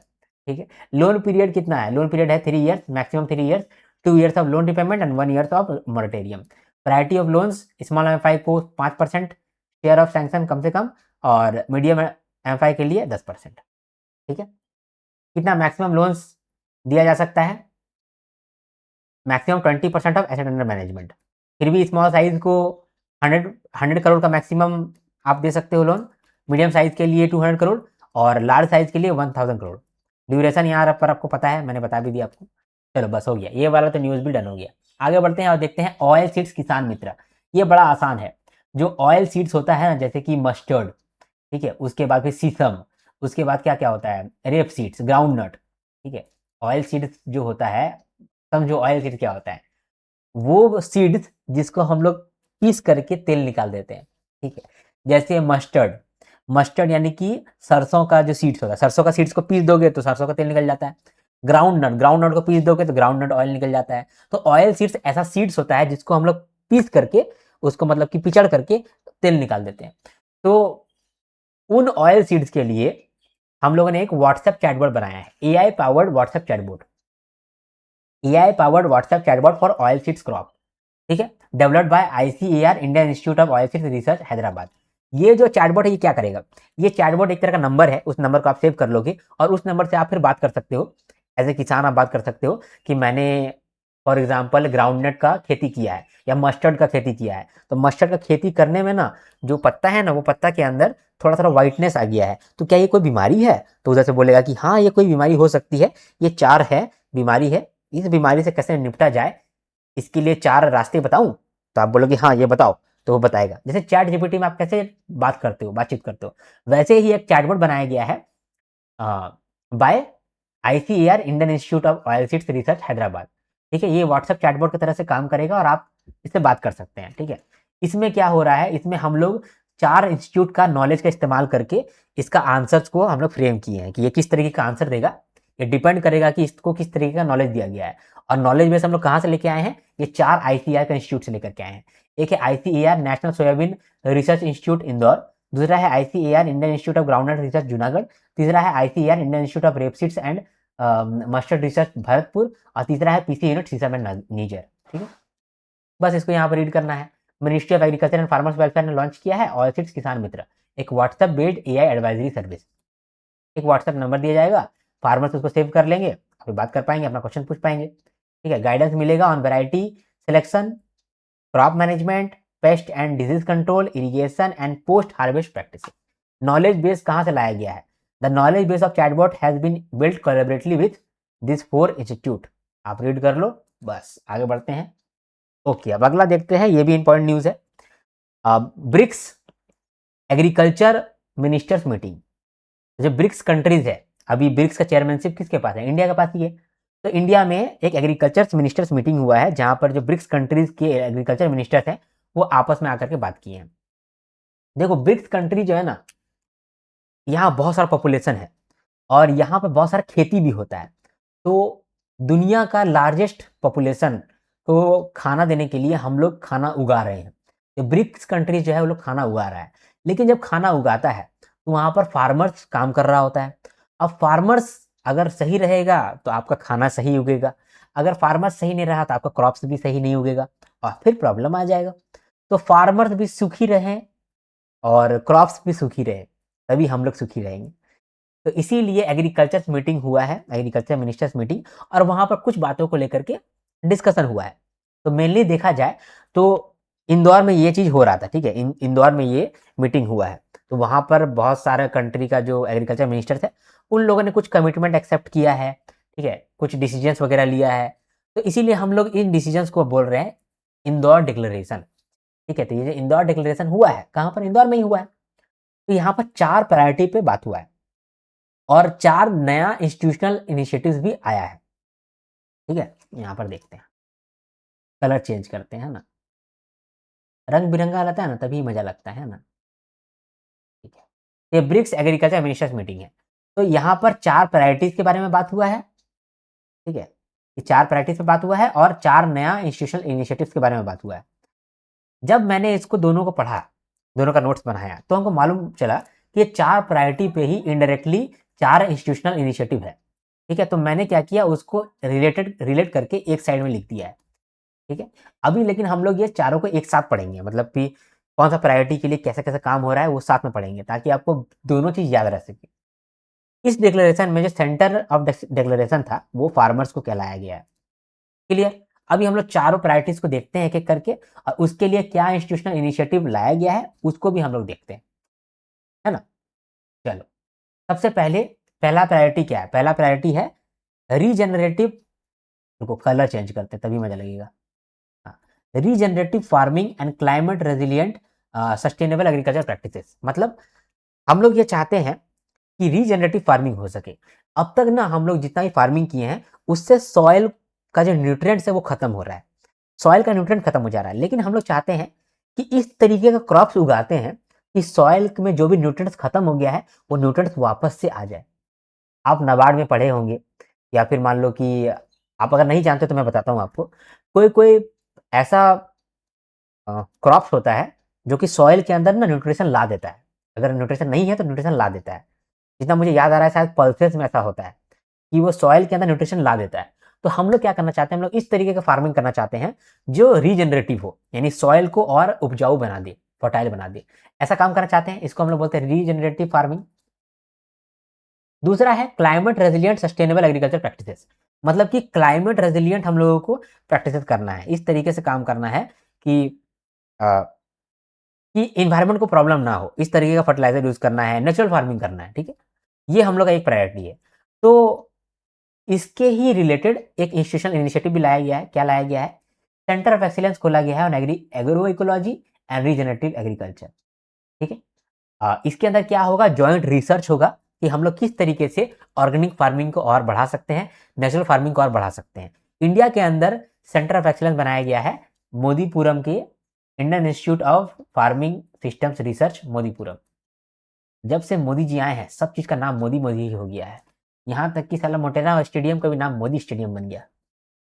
बड़े अपने नाम से ऑब्सेस्ड है ना। ठीक है, ठीक है, चलो ठीक है, ज्यादा नहीं बोल सकते नहीं तो मैं अगले दिन जेल में मिलूंगा। तो Indian institute of farming system research Modipuram, ठीक है, ये सेंटर ऑफ एक्सीलेंस बनाया गया है इंडिया की तरफ से, ठीक है। अब और क्या क्या प्रायोरिटी है वो देखते हैं। दूसरा प्रायोरिटी क्या है? Promotion of agriculture trade and cooperation among BRICS countries. इसके बाद बोला जा रहा है कि जो एग्रीकल्चर ट्रेड हो रहा है, एग्रीकल्चर इनपुट्स का जो ट्रेड होता है, जैसे कि मान लो फर्टिलाइजर्स का ट्रेड हो रहा है, पेस्टिसाइड्स का ट्रेड हो रहा है, सीड्स का ट्रेड हो रहा है, ये ब्रिक्स कंट्रीज के अमाउंट ये और बढ़े। जैसे कि जो सीड्स है वो सीड का एक्सचेंज हो, एग्रीकल्चर इनपुट्स जैसे कि फर्टिलाइजर पेस्टिसाइड्स इसका भी चेंजेस हो, मतलब कि क्या तो बोलेंगे उसको कि इसका भी ट्रेड हो। जेनेटिक रिसोर्स डेटा जो है ये भी बदले। देखो कुछ मान लो कुछ सीड्स आपके देश में ऐसा उगा है जो कि बहुत भयंकर है। मान लो जापान में एक ऐसा सीड निकला है जो कि बारिश में भी चावल उगा देता है, मतलब बहुत बारिश में या फिर बहुत कम बारिश में भी चावल उगा देता है। तो वो जो सीड होगा उसका अंदर का कुछ जेनेटिक रिसोर्स होगा। अगर वो जेनेटिक रिसोर्स को आप शेयर करते हैं तो क्या होगा कि पूरा ब्रिक्स कंट्रीज में ज़्यादा एग्रीकल्चर बढ़ेगा, अच्छा सीड्स उगेगा और क्वालिटी खाना सबको मिलेगा। तो ये काम हुआ है। ब्रिक्स एग्री एन मतलब कि ब्रिक्स एग्रीकल्चर नेटवर्क। तीसरा प्रायोरिटी क्या है? तीसरा प्रायोरिटी है strengthening innovation and technology and partnership in food system and agriculture sector. इसमें बोल रहा है कि हम लोग फूड सिस्टम में और एग्रीकल्चर सिस्टम में टेक्नोलॉजी को ऐड करते हैं और टेक्नोलॉजी से फ़ायदा उठाते हैं। जैसे कि सैटेलाइट का इस्तेमाल करके हम लोग देखते हैं कि कहाँ पर क्या उग सकता है, क्या नहीं उग सकता है। एआई का इस्तेमाल करके हम लोग प्लांट का हेल्थ को देख सकते हैं, है ना? डिजिटल एग्रीकल्चर डेटा शेयरिंग करके हम लोग आपस में कोऑपरेशन बना सकते हैं। टेक्नोलॉजी डेवलप कर सकते हैं कि कौन-सा सामान के लिए किस तरीके का फार्मिंग रखना चाहिए। मतलब और ग्रो करने के लिए हम लोग डिजिटल एग्रीकल्चर का नेटवर्क बना रहे हैं। तो इसके लिए हम लोग बनाए हैं BRICS network on agriculture resource, ठीक है? इसमें इंडिया की तरफ से आईआईटी दिल्ली कोऑपरेट करेगा। इसमें हम लोग एआई का इस्तेमाल करेंगे, सैटेलाइट का इस्तेमाल करेंगे, ठीक है? डिजिटल डेटा शेयरिंग भी करेंगे एग्रीकल्चर के रिगार्डिंग, ओके। चौथा प्रायोरिटी क्या है? चौथा प्रायोरिटी है फूड सिक्योरिटी एंड न्यूट्रिशन। इसके लिए कौन सा इनिशिएटिव लाया गया है? इसके लिए इनिशिएटिव लाया गया है the global forum on farmers right in seed system. देखो जनरली क्या होता है कि ग्लोबल फोरम का मतलब है कि एक डिस्कशन प्लेटफॉर्म बनाया है, पॉलिसी प्लेटफॉर्म बनाया है, जहाँ पर फार्मर्स का जो राइट है उसके बारे में डिस्कशन होगा कि फार्मर्स का राइट को किस तरह से प्रिजर्व करना है, ठीक है? अब फार्मर्स का राइट क्या होता है? सीड सिस्टम में फार्मर्स का राइट क्या होता है? देखो बहुत सारे फार्मर्स ऐसे होते हैं ना जो कि उनके दादा परदादा, उसके भी दादा, उनके भी परदादा, परदादा के भी परदादा, ये सब कोई फार्मिंग नहीं करते थे। और फार्मिंग करते करते ही इन लोगों ने वो पुराना जमाना का जो बेस्ट क्वालिटी था वो सीड्स इन लोगों के पास अभी भी रखा हुआ है, ठीक है? और वो सीड्स वो वापस लगाते हैं और वापस से उगाते हैं। तो अगर मान लो कि कोई कंपनी वो क्या करे, वो सीड को चुरा ले और उस पर पेटेंट लगा ले, उसे पेटेंट बनवा ले, तो वो फार्मर्स का जो वेल्थ है, जो बहुत दिनों से वो जमा करके रखा है, वो सीड्स, क्वालिटी सीड्स है, उसका राइट तो खत्म हो जाएगा, क्योंकि वो कोई दूसरा कंपनी उसका राइट को चुरा करके रिसर्च करके चुरा लेगा, तो गड़बड़ हो जाएगा। तो उन फार्मर्स का सीड राइट्स के लिए डिस्कशन प्लेटफॉर्म ये बनाया गया है, global forum on farmers right in seed system, ताकि जो भी इंडिजिनस सीड है, ठीक है, जो भी डाइवर्सिफाइड सीड है, उन सब का प्रोटेक्शन हो सके और नॉलेज जो कि बहुत पुराना है उसको हम लोग प्रिजर्व कर सकें कि आगे भी हम लोग का हेल्प हो सके, ओके। तो ये आप समझ लिए, ये न्यूज़ समझ लिए। ये न्यूज़ थोड़ा-सा डिफ़िकल्ट था समझना, अगर आपको समझ में आ गया है, तो भाई मुझे एक लाइक चाहिए, क्योंकि ये एक्चुअली में मैंने आपको समझा दिया है, अगर समझ में आ गया तो। क्योंकि ऐसा डिफ़िकल्ट है, समझाना बहुत डिफ़िकल्ट है। ब्रिक्स एग्रीकल्चर मिनिस्टर्स और ऑफिशियल्स मीटिंग हुआ है इंदौर में with adoption of unanimous Indore declaration. इसमें 4 प्रायोरिटी डिस्कस किया गया है। At food security and nutritious diet, दूसरा promotion of agriculture trade and cooperation, तीसरा regenerative farming and climate resilient practices, इसके बाद strengthening innovation technology and partnerships in food systems and agriculture sector.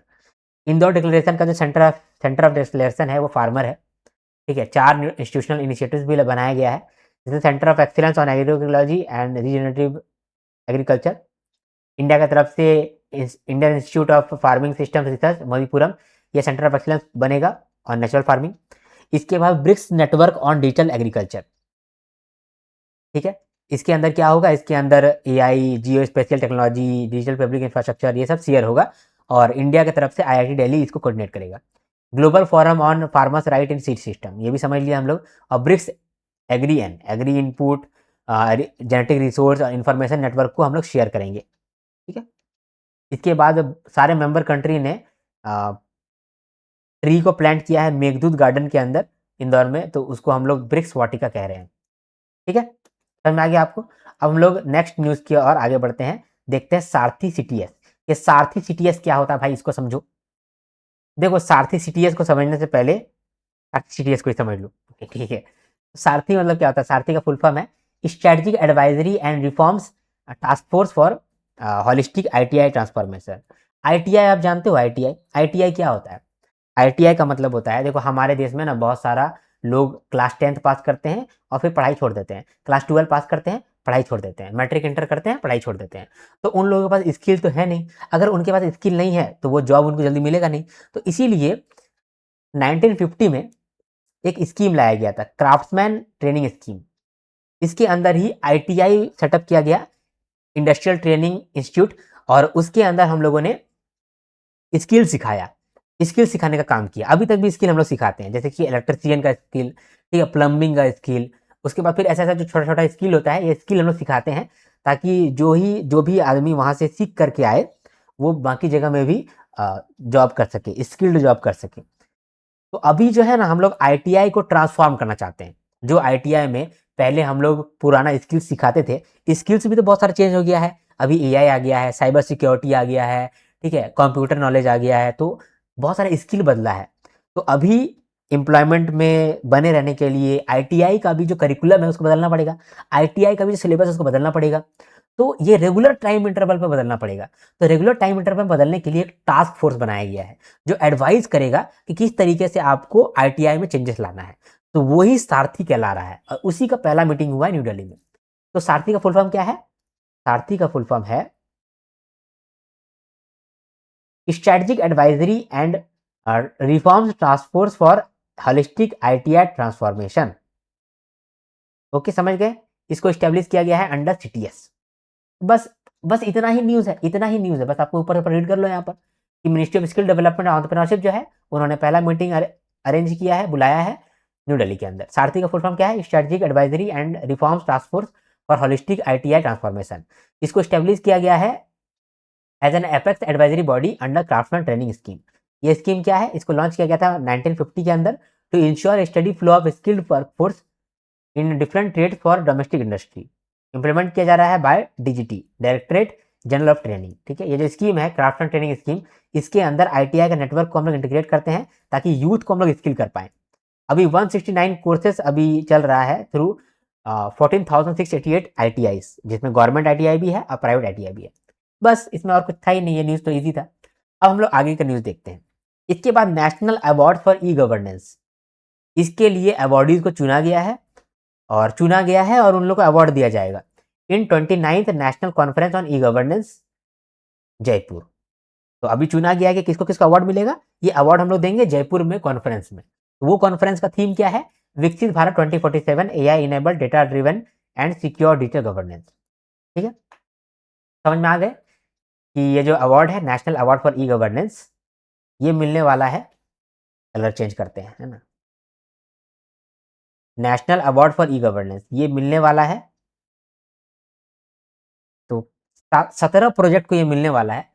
तो 17 project में 7 category है, 7 category में मिलने वाला है, जिसमें से पंचायती राज इनिशिएटिव जो है, पंचायती राज रिलेटेड इनिशिएटिव है, 4 ऐसा इनिशिएटिव है जिसको इस बार मिल रहा है। ये बहुत बड़ा बात है, इसलिए हम लोग इसको वापस से देख रहे हैं कि किसको-किसको मिल रहा है। तो इसमें जो पंचायती एडवांसमेंट इंडेक्स है, इसको गोल्ड अवार्ड मिलने वाला है, ठीक है? किस चीज़ के लिए? For digital transformation using data analytics.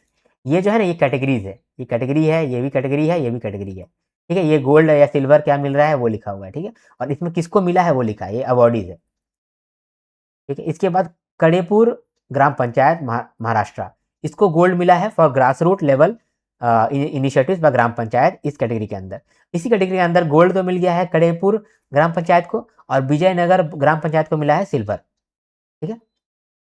इसके बाद ई आरोग्य धमनी महाराष्ट्र, इसको मिला है gold in which category? District level initiatives in e governance, ठीक है? वही यहाँ पर भी लिखा हुआ है भाई, वही यहाँ पर भी लिखा हुआ है, और कुछ भी नहीं है कि कौन सा अवार्ड कैटेगरी के अंदर मिला है, किसको अवार्ड मिला है और क्या अवार्ड मिला है। ओके, तो आप आराम से रीड कर सकते हो। आगे बढ़ते हैं ना।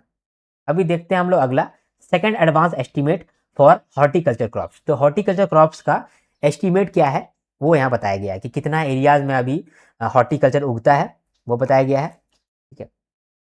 तो फ्रूट्स का प्रोडक्शन यहाँ पर है 1214.7 लाख टन में ग्रोथ हुआ है, और प्लांटेशन क्रॉप्स का प्रोडक्शन को भी यहाँ पर बताया गया है 169 लाख टन, ठीक है? तो ये हो गया फ्रूट्स का प्रोडक्शन कितना हो रहा है और प्लांटेशन क्रॉप्स का प्रोडक्शन कितना हो रहा है, ठीक है? इसके बाद एरिया अंडर वेजिटेबल कल्टीवेशन लिखा हुआ है, एरिया अंडर प्लांटेशन क्रॉप्स लिखा हुआ है, और एरिया ऑफ फ्लावर्स ये भी लिखा हुआ है, ठीक है? सेकंड एडवांस एस्टीमेट क्या होता है? देखो 2025-26 का बजट में हम लोगों ने कुछ एस्टीमेट बनाया होगा कि इतना हम लोग एरिया में इतना प्रोडक्शन करने वाले हैं, इतना एरिया में इतना एरिया में इतना एरिया में हम लोग इतना प्रोडक्शन करने वाले हैं, ठीक है। तो ये फर्स्ट एस्टिमेट था। जब कम डेटा रहता है तो फर्स्ट एस्टिमेट आता है, जब और डेटा मिल जाता है और एस्टिमेट हम लोग का क्लियर होता है तो हम लोग सेकंड एडवांस एस्टिमेट लाते हैं, फिर थर्ड एडवांस एस्टिमेट लाते हैं, फिर फाइनल आता है। तो अभी सेकंड एडवांस एस्टिमेट आया है, तो अभी इसको देखना ज़्यादा जरूरी नहीं है, लेकिन ऊपर पर जरूर देख लो, ठीक है। प्रोडक्शन कितना हुआ है, 3,700 लाख टन हुआ है। इसमें ग्रोथ है और इसमें भी ग्रोथ है। एरिया भी ग्रोथ किया है और प्रोडक्शन भी ग्रो किया है, ठीक है। वही यहाँ पर लिखा हुआ है, उसमें कुछ है ही नहीं। चलो आगे बढ़ते हैं ना, देखते हैं सीपीआई के बारे में। तो सीपीआई भी है, मई महीने का सीपीआई यहाँ पर है। उसमें देखो मई महीने में इन्फ्लेशन कितना है वो यहाँ बताया है। तो ईयर ऑन ईयर इन्फ्लेशन जो है वो 3.93% है। उसमें रूरल का 4.25% और अर्बन का 3.53%। टॉप 5 स्टेट्स जहाँ पर इन्फ्लेशन बहुत है मई महीने के अंदर देख लो भाई, उतना इंपॉर्टेंट नहीं है। Telangana, Tamil Nadu, Andhra Pradesh, Karnataka, Orissa. Okay. Food inflation 4.78% है। ओके। चलो, तो यहाँ पर हम लोगों ने कवर कर लिया जो भी सेकंड वीक में जो भी अच्छा न्यूज़ था वो सारे को कवर कर लिया। अब हम लोग इनका समरी भी रिकॉर्ड करेंगे, ठीक है। समरी मतलब सारे न्यूज़ को हम लोग वापस से देखेंगे और फास्ट रिकैप करेंगे ताकि आपको सब कुछ वापस से याद हो जाए, ठीक है। तो थोड़ा सा मैं ब्रेक लेता हूँ, आप भी ब्रेक ले लो और फिर हम लोग स्टार्ट करते हैं समरी को रिकॉर्ड करना। ओके, चलो अब हम लोग समराइज करना स्टार्ट करते हैं। पीएम सुरक्षा मातृत्व अभियान, इस स्कीम का 10 साल पूरा हो गया है। 2016 में इसको लॉन्च किया गया था by ministry of health and family welfare. अब इसका 10 साल हो गया है, इसीलिए हम लोग इस स्कीम को देख रहे हैं। इस स्कीम के अंदर जो भी महिला प्रेग्नेंट हुई है, सेकेंड ट्राइमेस्टर में है या फिर थर्ड ट्राइमेस्टर में है, तो उनको फ्री प्रेगनेंसी चेकअप मिलता है बाय स्पेशलिस्ट गवर्नमेंट हॉस्पिटल। और महीने के हर 9 तारीख को, तो महीने के हर 9 तारीख को जो भी प्रेग्नेंट वुमेन है जो सेकंड ट्राइमेस्टर में या फिर थर्ड ट्राइमेस्टर में है, तो उनको फ्री प्रेगनेंसी चेकअप मिलता है गवर्नमेंट हॉस्पिटल में। और उनमें चेक किया जाता है कि कहीं अर्ली रिस्क तो नहीं है, तो उससे अर्ली रिस्क डिटेक्शन होता है। अगर कोई रिस्क आता है तो उसका टाइमली मेडिकल इंटरवेंशन हो पाता है और सेफ प्रेगनेंसी और डिलीवरी हम लोग का एम रहता है। अगर हम लोग ऐसे तो हम लोग 25 रिस्क फैक्टर चेक करते हैं और वो 25 रिस्क फैक्टर में अगर कोई भी रिस्क नहीं है आपको, तो उस केस में एक ग्रीन स्टिकर दिया जाता है महिला को, अदरवाइज रेड स्टिकर दिया जाता है। ये जो रेड स्टिकर दिया जाता है ये सिग्निफाई करता है कि ये हाई रिस्क प्रेगनेंसी है। और उस केस में फिर फॉलोअप भी ज़्यादा होता है, ज़्यादा केयर के साथ उनको रखा जाता है, ज़्यादा चेकअप होता है। ओके, ये जो फ्री प्रेगनेंसी चेकअप होता है बाय स्पेशलिस्ट गवर्नमेंट हॉस्पिटल, ये हर 9 तारीख को होता है। लेकिन हर बार डॉक्टर इनफ नहीं रहते हैं, इसीलिए सरकार ने डॉक्टर वॉलंटियर सिस्टम भी ले आया है। इसके अंदर सरकार क्या करता है, सरकार इनवाइट करता है जो भी प्राइवेट सेक्टर के गायनेकोलॉजिस्ट है उनको, प्राइवेट सेक्टर के फिजिशियंस को, प्राइवेट सेक्टर के रेडियोलॉजिस्ट को इनवाइट करता है कि आप एज ए वॉलंटियर आओ और महीने के 9 तारीख को आप चेकअप करो, ठीक है। और जिसमें रिस्क ज़्यादा है उसको रेड स्टिकर दो, जिसमें रिस्क कम है उसमें आप ग्रीन स्टिकर दो। जो रेगुलर वॉलंटियर करता है उनके लिए एक अवार्ड भी बनाया गया है, I pledge for 9 award for recognition of regular volunteers. 2022 तक क्या हुआ करता था, 2022 तक हम लोग सिर्फ फ्लैग कर देते थे कि ये हाई रिस्क प्रेगनेंसी है, ये लो रिस्क प्रेगनेंसी है। 2022 में एक्सटेंडेड पीएमएसएमए आया, यानी कि एक्सटेंडेड प्रधानमंत्री सुरक्षा मातृत्व अभियान आया। उसके अंतर्गत जो भी हाई रिस्क प्रेगनेंसी है उस पर हम लोग और फॉलोअप करने लगे और उनका ट्रैक रखने लगे, इंडिविजुअली ट्रैक रखने लगे। तो इसके लिए एक्सटेंडेड प्रधानमंत्री सुरक्षा मातृत्व अभियान आया। ये अभियान चलाने से बेनिफिट क्या हुआ, बहुत बेनिफिट हुआ। जो मैटरनल मोर्टेलिटी रेट है वो 130 से कम होकर के 87 पहुंच गया। और जो न्यू नेटल मोर्टेलिटी रेट है वो 24 पर 1000 बर्थ से कम होकर के 18 पर 1000 बर्थ हो गया, यानी बेनिफिट भी यहाँ पर मिला, ठीक है। चलो अब हम लोग आगे बढ़ते हैं और नेक्स्ट न्यूज को देखते हैं। अगले न्यूज को देखते हैं। इंडिया में 25 करोड़ पीपल जो है वो मल्टी डायमेंशनल पॉवर्टी से बाहर आ गया है, ठीक है। मल्टी डायमेंशनल पॉवर्टी क्या होता है, जब हम लोग पॉवर्टी को 3 डायमेंशन में चेक करते हैं, सिर्फ पैसा को लेकर के गरीबी नहीं, हेल्थ को लेकर के गरीबी, एजुकेशन को लेकर के गरीबी और स्टैंडर्ड ऑफ लिविंग को लेकर के गरीबी, इसको अगर हम लोग देखते हैं तो उसको हम लोग बोलते हैं मल्टी डायमेंशनल पॉवर्टी। जब हम लोग पॉवर्टी 3 मेजर डायमेंशन में देखते हैं जैसे health, education, standard of living, तो उसको ही हम लोग बोलते हैं मल्टी डायमेंशनल पॉवर्टी। यानी कि अगर किसी इंसान को हेल्थ सही से नहीं मिल पा रहा है, न्यूट्रिशन, चाइल्ड मोर्टेलिटी या फिर हेल्थ केयर ये नहीं मिल पा रहा है, या फिर एजुकेशन में ईयर ऑफ स्कूलिंग या स्कूल अटेंडेंस नहीं मिल पा रहा है, या स्टैंडर्ड ऑफ लिविंग में ड्रिंकिंग वाटर, इलेक्ट्रिसिटी, टॉयलेट, ये सब नहीं मिल पा रहा है, तो उनको हम लोग बोलते हैं वो लोग मल्टी डायमेंशनल पुअर है। तो जब मल्टी डायमेंशनल पुअर है, उसमें से 25 करोड़ लोग स्केप कर गए हैं। पहले 2013-14 में 29.17% इंडियंस मल्टी डायमेंशनल पुअर थे, यानी हर तरीके से पुअर थे, हेल्थ के भी हिसाब से, स्टैंडर्ड के भी हिसाब से, एजुकेशन के भी हिसाब से। 2022-23 में ये चीज़ इंप्रूव हुआ है और सिर्फ 11.28% इंडियंस जो है वो मल्टी डायमेंशनल पुअर्टी के अंदर अभी आते हैं। तो ये जो हम लोगों ने इंप्रूवमेंट किया, ये कैसे किया है? सरकार का कहना है कि हम लोग जल जीवन मिशन लेकर के आए हैं, जिसमें 15 करोड़ से ज़्यादा रूरल टैप का सुविधा पहुंचाया है, जिससे ड्रिंकिंग वाटर का सुविधा ठीक हो गया है। स्वच्छ भारत मिशन के अंदर हम लोग 2 करोड़ टॉयलेट बनवाए हैं, जिससे सैनिटेशन जो है वो सुधर गया है। पीएम उज्ज्वला योजना के अंदर हम लोगों ने 10 करोड़ फ्री एलपीजी कनेक्शन दिया है, जिससे जो कुकिंग फ्यूल का समस्या है वो खत्म हो गया है। आयुष्मान भारत में हम लोगों ने बहुत सारा हेल्थ कार्ड इशू किया है, ठीक है। उसके बाद फिर पीएम गरीब कल्याण अन्न योजना के अंदर हम लोग 81 करोड़ बेनिफिशियरीज को फूड ग्रेन्स देते हैं। इसके बाद जो फीमेल ड्रॉप आउट्स है ना, जो भी फीमेल प्राइमरी स्कूल से ड्रॉप आउट कर लेती थी, अब वो कम हो गया है। तो ये सब इंडिकेटर्स है जिससे मालूम चला है कि 25 करोड़ लोग जो हैं वो मल्टी डायमेंशनल पॉवर्टी से बाहर आ गए हैं, as per the government data. ठीक है, समझ में आ गया आपको? इसके बाद तीसरा न्यूज़ है विनिमय पोर्टल। ये विनिमय पोर्टल क्या है? विनिमय पोर्टल एक तरह का लैंड पोर्ट मैनेजमेंट सिस्टम है। लैंड पोर्ट क्या होता है? देखो, लैंड पोर्ट एक ऐसा एरिया होता है जहाँ पर आपका गुड्स चेक होता है। क्या होता है जनरली, जब भी कोई इंटरनेशनली कोई सामान आ रहा होता है, मान लो कि ट्रक में आ रहा है, ठीक है, ये ट्रक है, ये ट्रक में आपका सामान आ रहा है फॉर एग्जाम्पल, ठीक है, करके सामान आ रहा है, ठीक है, और वो इंडिया में आ रहा है। आपको तो पता नहीं है कि इसके अंदर जो माल है वो इलीगल है या लीगल है, आपके पास ये भी जानकारी नहीं है कि ये सामान कहीं बम तो नहीं है। तो आप क्या करते हो, एक लैंड पोर्ट बनाते हो। लैंड पोर्ट में मतलब एक एरिया होता है जहाँ पर ये ट्रक पहले जाता है, ये सारा कस्टम ड्यूटी भी देता है, ठीक है, सारा कस्टम ड्यूटी देता है, इमिग्रेशन वगैरह यहीं पर हो जाता है, ठीक है।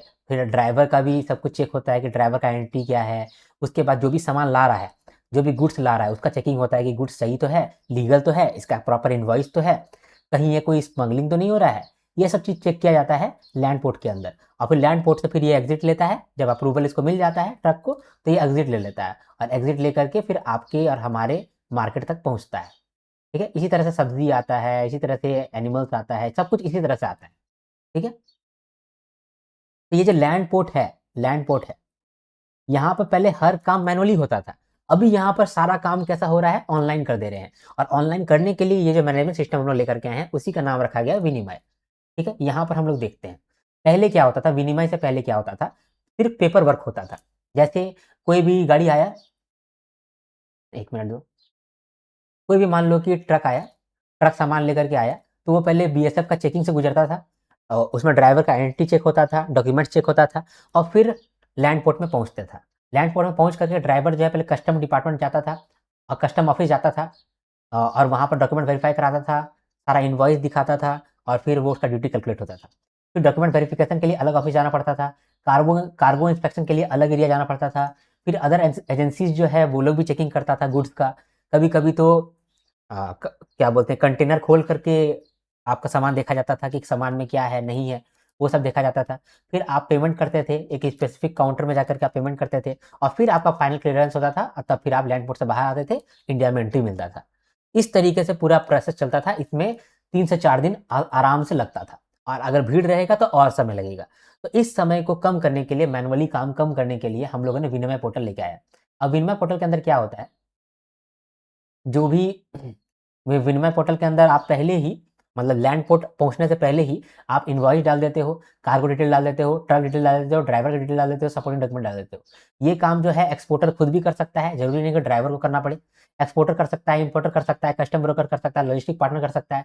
वो सारा जो इनवॉइस है, कार्गो डिटेल है, ट्रक डिटेल है, वो सब कुछ अपलोड कर दे रहा है एक पोर्टल के अंदर, विनिमय पोर्टल के अंदर। अब ये पोर्टल के अंदर automatic real time information share हो जाता है सीबीआईसी के साथ, यानी कस्टम डिपार्टमेंट के साथ, बॉर्डर सिक्योरिटी फोर्स के साथ, डीजीएफटी के साथ, प्लांट हेल्थ क्वारंटीन के साथ, यूआईडीआई के साथ। इससे क्या होता है, सारा डॉक्यूमेंट्स सारा एजेंसी के पास पहुंच गया तो वो तुरंत चेक कर लेता है, फास्टर अप्रूवल मिल जाता है। कोई भी ड्राइवर को जरूरत नहीं पड़ता है कि वो मल्टीपल ऑफिस जाए, ठीक है। तो जैसे ही ड्राइवर ट्रक लेकर के आता है, तो अगर उसका कोई रिस्क नहीं है तो उसको ऑटोमेटेड चेक होता है, और उसको पास मिल जाता है, अप्रूवल मिल जाता है। और अगर कुछ चेक उसको करना है, तो थोड़ा बहुत टाइम लगता है, चेकिंग होता है, उसको ई क्लियरेंस मिल जाता है।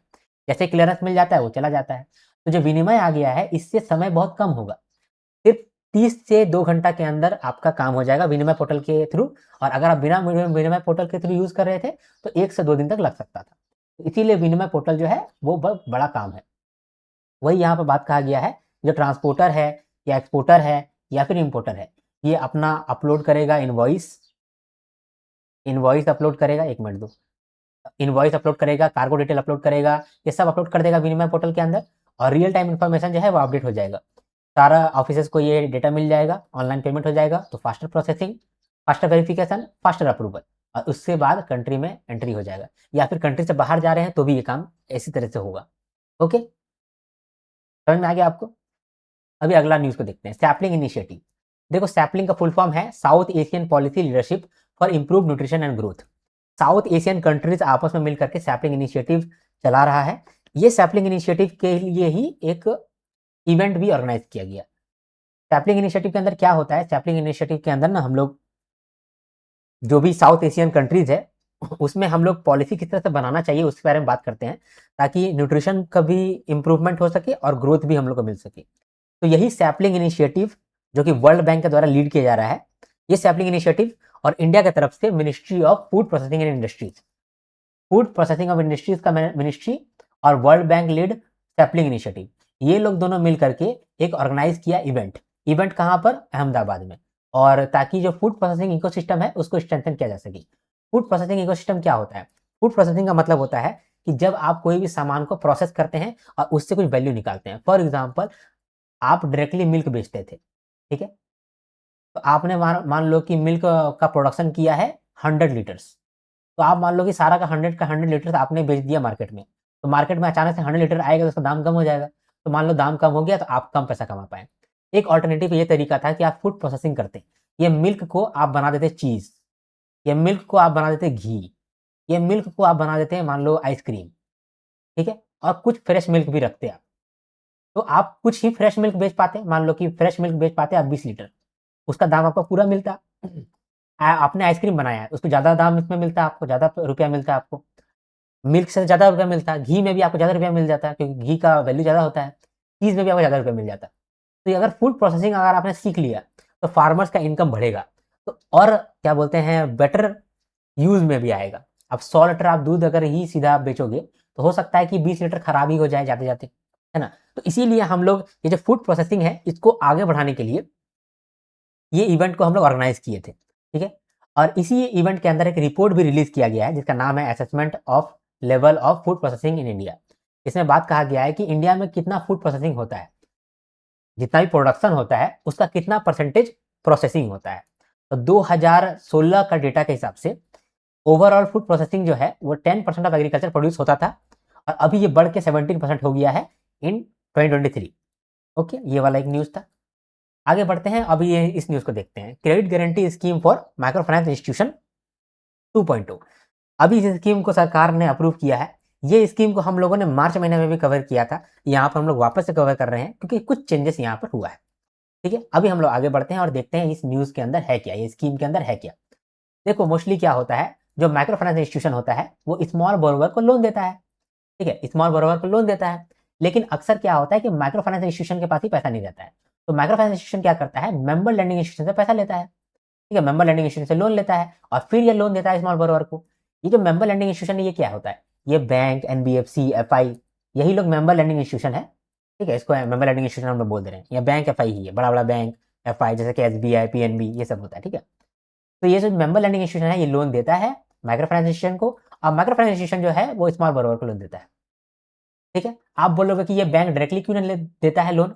डायरेक्टली इसलिए नहीं देता है क्योंकि डायरेक्टली देने में इसको ज़्यादा कॉस्ट लगता है और भरोसा भी नहीं है स्मॉल बोरोवर्स पे, ठीक है। इसीलिए मेंबर लैंडिंग इंस्टीट्यूशन जो है डायरेक्टली लोन नहीं देता है, ये माइक्रो फाइनेंस को देता है, माइक्रो फाइनेंस फिर आगे लोन देता है स्मॉल बोरोवर्स को। लेकिन माइक्रो फाइनेंस को भी पैसा जल्दी ये नहीं देता है। मेंबर लैंडिंग बोलता है, मेंबर लैंडिंग इंस्टीट्यूशन बोलता है कि भाई अल्टीमेटली तो पैसा स्मॉल बोरोवर्स पर जाना है, और गरीब अगर नहीं लौटा पाएगा पैसा तो पैसा डूब जाएगा। तो मेंबर लैंडिंग इंस्टीट्यूशन क्या करता है, ना खुद लोन देता है और ना ही माइक्रो फाइनेंस को देता है इनफ। कम तो देता है, ज़्यादा नहीं देता है। तो ज़्यादा अगर नहीं दोगे तो ये ज़्यादा कैसे लोन देगा आगे? तो सरकार बोलता है कि क्या तकलीफ है भाई, इस सज्जन को क्या तकलीफ है भाई, तो ये सज्जन बोलते हैं कि भाई ये तकलीफ है, ये लोग पैसा डुबा भी सकता है, ये तकलीफ है। तो गवर्नमेंट बोलता है कि ठीक है, हम तुमको गारंटी देते हैं कि कुछ पैसा डूब भी जाएगा तो तुमको हम वापस से रिपे कर देंगे। तो ये फिर पूछता है मेंबर लैंडिंग इंस्टीट्यूशन की, अच्छा आप गारंटी दे रहे हैं, ठीक है, उसके बदले में क्या चाहिए आपको? बोला गारंटी दे रहे हैं, उसके बदले में हमको फीस दे दो। तो कितना फीस देना पड़ेगा? 0.5% ऑफ सैंक्शन अमाउंट पहला साल के लिए, और उसके बाद 0.5% ऑफ आउटस्टैंडिंग अमाउंट। ठीक है, अब गारंटी दे रहा है, कितना गारंटी मिल रहा है? तो अगर स्मॉल एमएफआई को तुम लोन दे रहे हो तो उस केस में 80% गारंटी मिलेगा। अगर इस मीडियम एमएफआई को आप लोन दे रहे हो तो 75% का गारंटी मिलेगा, और लार्ज माइक्रो फाइनेंस इंस्टीट्यूशन को आप लोन दे रहे हो तो 70% का आपको गारंटी मिलेगा। स्मॉल एमएफआई मतलब जिसका एसेट अंडर मैनेजमेंट 500 करोड़ से कम है। मीडियम एमएफआई मतलब जिसका एसेट अंडर मैनेजमेंट 500 करोड़ से लेकर 2000 करोड़ के बीच में है। लार्ज माइक्रो फाइनेंस इंस्टीट्यूशन इसका मतलब कि जिसका एसेट अंडर मैनेजमेंट 2000 करोड़ से कम है, तो उसको इतना गारंटी मिल रहा है। ओके, चलो अब यहाँ पर एक और कंडीशंस भी है कि जो मैक्सिमम इंटरेस्ट रेट है जब आप माइक्रो फाइनेंस इंस्टीट्यूशन को दोगे, तो मैक्सिमम इंटरेस्ट रेट कितना देना पड़ेगा आपको? EBLR MCLR प्लस 2%, इतना ही आप मैक्सिमम इंटरेस्ट रेट ले सकते हो। ठीक है, मैक्सिमम लोन कितना आप सैंक्शन कर सकते हो? 20% ऑफ एसेट अंडर मैनेजमेंट। इसके बावजूद स्मॉल एमएफआई जो है वो 100 करोड़ तक ही मैक्सिमम ले सकता है। मीडियम एमएफआई जो है वो मैक्सिमम 200 करोड़ ही ले सकता है, और लार्ज एमएफआई है उसके लिए मैक्सिमम 1000 करोड़ का ही लिमिट है। यानी 20% of asset under management maximum मिलेगा, लेकिन ऐसा नहीं कि 100 करोड़ के ऊपर हो जाए, नहीं, या 200 करोड़ के ऊपर हो जाए, नहीं, या 1000 करोड़ के ऊपर हो जाए, नहीं। ठीक है, मैक्सिमम लोन टेन्योर जो है वो 3 साल का रहेगा, जिसमें 2 साल आपका रिपेमेंट पीरियड रहेगा और 1 साल आपका मॉरेटोरियम पीरियड रहेगा। इसके साथ साथ कहा गया है गवर्नमेंट द्वारा कि प्रायोरिटी देना तुम स्मॉल माइक्रो फाइनेंस इंस्टीट्यूशन को और मीडियम माइक्रो फाइनेंस इंस्टीट्यूशन को। कम से कम 5% लोन तुम देना स्मॉल एमएफआई को, और मिनिमम 10% तुम लोन देना मीडियम एमएफआई को। ठीक है, अब एमएफआई यानी कि माइक्रो फाइनेंस इंस्टीट्यूशन, इसको भी बोला गया है कि तुम भी जो इंटरेस्ट रेट चार्ज करोगे स्मॉल बोरोवर से, उसका भी एक लिमिट है। मैक्सिमम कितना चार्ज कर सकते हो? Average lending rate of last 6 month minus 1%। अगर लास्ट 6 मंथ का एवरेज लेंडिंग रेट 7% है तो तुम 6% ही मैक्सिमम दे सकते हो स्मॉल बोरोवर को इंटरेस्ट रेट। ठीक है, मतलब लोन दे सकते हो in this maximum interest rate. Clear हो गया आपको ये वाला भी न्यूज? अब ये जो स्कीम है, पहले यहां पर 300 करोड़ था, अब इसको 1000 करोड़ कर दिया है। ये चेंजेस हुआ है मार्च महीने में जब हम लोग पढ़े थे, यहां पर ये चेंजेस हुआ है। दूसरा, 31 जून तक पहले ये वैलिड था ये स्कीम, अभी इस स्कीम को एक्सटेंड किया गया है और 31 अगस्त तक कर दिया गया है। तो 31 अगस्त तक इसका ड्यूरेशन है, या फिर जब तक 20,000 करोड़ का गारंटी ना दे दिया जाए। ओके, क्लियर हो गया, ये वाला न्यूज भी समझ गया आप? चलो आगे बढ़ते हैं और नेक्स्ट देखते हैं। इसके बाद ऑयल सीड्स किसान मित्र, ये क्या है? ये एक तरीके का AI पावर्ड व्हाट्सएप चैटबॉट बनाया गया है by Indian institute of Oil Seeds Research Hyderabad. तो ICAR, Indian institute of Oil seeds Hyderabad, इन्होंने बनाया है एक AI व्हाट्सएप चैटबॉट। ये चैटबॉट जो है ये ऑयल सीड्स का के बारे में आपको जानकारी देगा।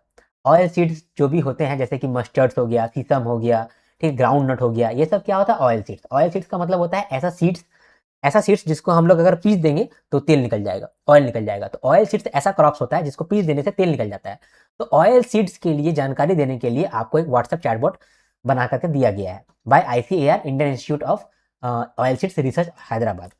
ये जो चैटबॉट है ये किस तरह से काम करने वाला है दोस्त? एक नंबर है, उस नंबर को अगर फार्मर सेव कर लेता है तो उससे बात कर सकता है वो, कि देखो मेरा ये हम लोगों ने ये क्रॉप उगाया है, शीशम का क्रॉप उगाया है, इसका पत्ता जो है उसमें green green white white spots हो गया है, तो ये क्या प्रॉब्लम है? तो वो बताएगा क्या प्रॉब्लम है। तो ये जो बनाया गया है चैटबॉट, इसमें बहुत सारा नॉलेज इस्तेमाल हुआ है। तो कौन कौन सा इंस्टीट्यूट यहाँ पर नॉलेज दिया है? तो ICAR, national soybean research institute. दूसरा ICAR, Indian institute of groundnut research Junagadh. तीसरा ICAR, Indian institute of rapeseeds and mustard research Bharatpur. और PC यूनिट सीसम एंड निजेर। ठीक है, इसके बाद ब्रिक्स का एग्रीकल्चर मिनिस्टर्स मीटिंग हुआ है इंदौर में। ठीक है, तो इंदौर में मीटिंग हुआ है एग्रीकल्चर मिनिस्टर्स का, जहां पर एग्रीकल्चर को लेकर के बातचीत हुआ है। यहाँ पर बहुत सारा बातों को लेकर के लोगों में और मिनिस्टर्स में आपस में क्या बोलते हैं उसको, सहमति हुआ है, और उन्होंने साइन किया है इंदौर डिक्लेरेशन। ये जो डिक्लेरेशन है इसका सेंटर पे फार्मर्स खड़ा है, यानी फार्मर्स के लिए ही ये पूरा मीटिंग एक तरह से क्या बोलते हैं उसको डेडिकेट किया गया था। यहाँ पर 4 प्रायोरिटीज के बारे में बात हुआ है और 4 नया इंस्टीट्यूशनल इनिशिएटिव्स के बारे में बात किया है। तो यहाँ पर ये जो 4 प्रायोरिटीज है ना, ये कहीं ना कहीं रिलेट करता है ये 4 नया इंस्टीट्यूशनल इनिशिएटिव से। तो हम लोग उसको रिलेट करके ही पढ़ेंगे, ठीक है, रिलेट करके देखेंगे। सबसे पहले देखो, regenerative farming and climate resilient sustainable agriculture practice. इसमें हमारा प्रायोरिटी है कि हम लोग इस तरह का फार्मिंग करें, नेचुरल फार्मिंग करें, ताकि जो सॉइल है वो अपना फर्टिलिटी वापस से उसका आ जाए, फार्मिंग करते करते सॉइल का फर्टिलिटी वापस हो जाए। दूसरा, क्लाइमेट को देखते हुए ही हम लोग अपना एग्रीकल्चर करें। मान लो कि ऐसा क्लाइमेट, मान लो कि क्लाइमेट में कम पानी चाहिए, तो कम पानी के अकॉर्डिंग हम लोग सीड बनाएंगे और वही सीड का फिर हम लोग खेती करेंगे, ताकि कम पानी में भी खाने का कमी ना हो, ठीक है। इसके लिए क्या इंस्टीट्यूशनल इनिशिएटिव लिया गया है? एक सेंटर ऑफ एक्सीलेंस खोला गया है on agro ecology and regenerative agriculture for joint research and capacity building. India में कौन सा सेंटर ऑफ एक्सीलेंस खुलेगा? Indian institute of farming system research Modipuram. इसको सेंटर ऑफ एक्सीलेंस बनाया गया है ऑन नेचुरल फार्मिंग। ओके, इसके बाद दूसरा प्रायोरिटी क्या है? Promotion of agriculture trade and cooperation among BRICS countries. तो ब्रिक्स कंट्रीज जो है, इसमें एग्रीकल्चर ट्रेड हो सके आराम से, जैसे सीड्स का आदान प्रदान हो सके, एग्रीकल्चर इनपुट्स का आदान प्रदान हो सके, जैसे कि पेस्टिसाइड हो गया, फर्टिलाइजर हो गया, और जेनेटिक रिसोर्स का डेटा भी एक्सचेंज हो सके। इसके लिए ब्रिक्स एग्रीकल्चर नेटवर्क बनाया गया है।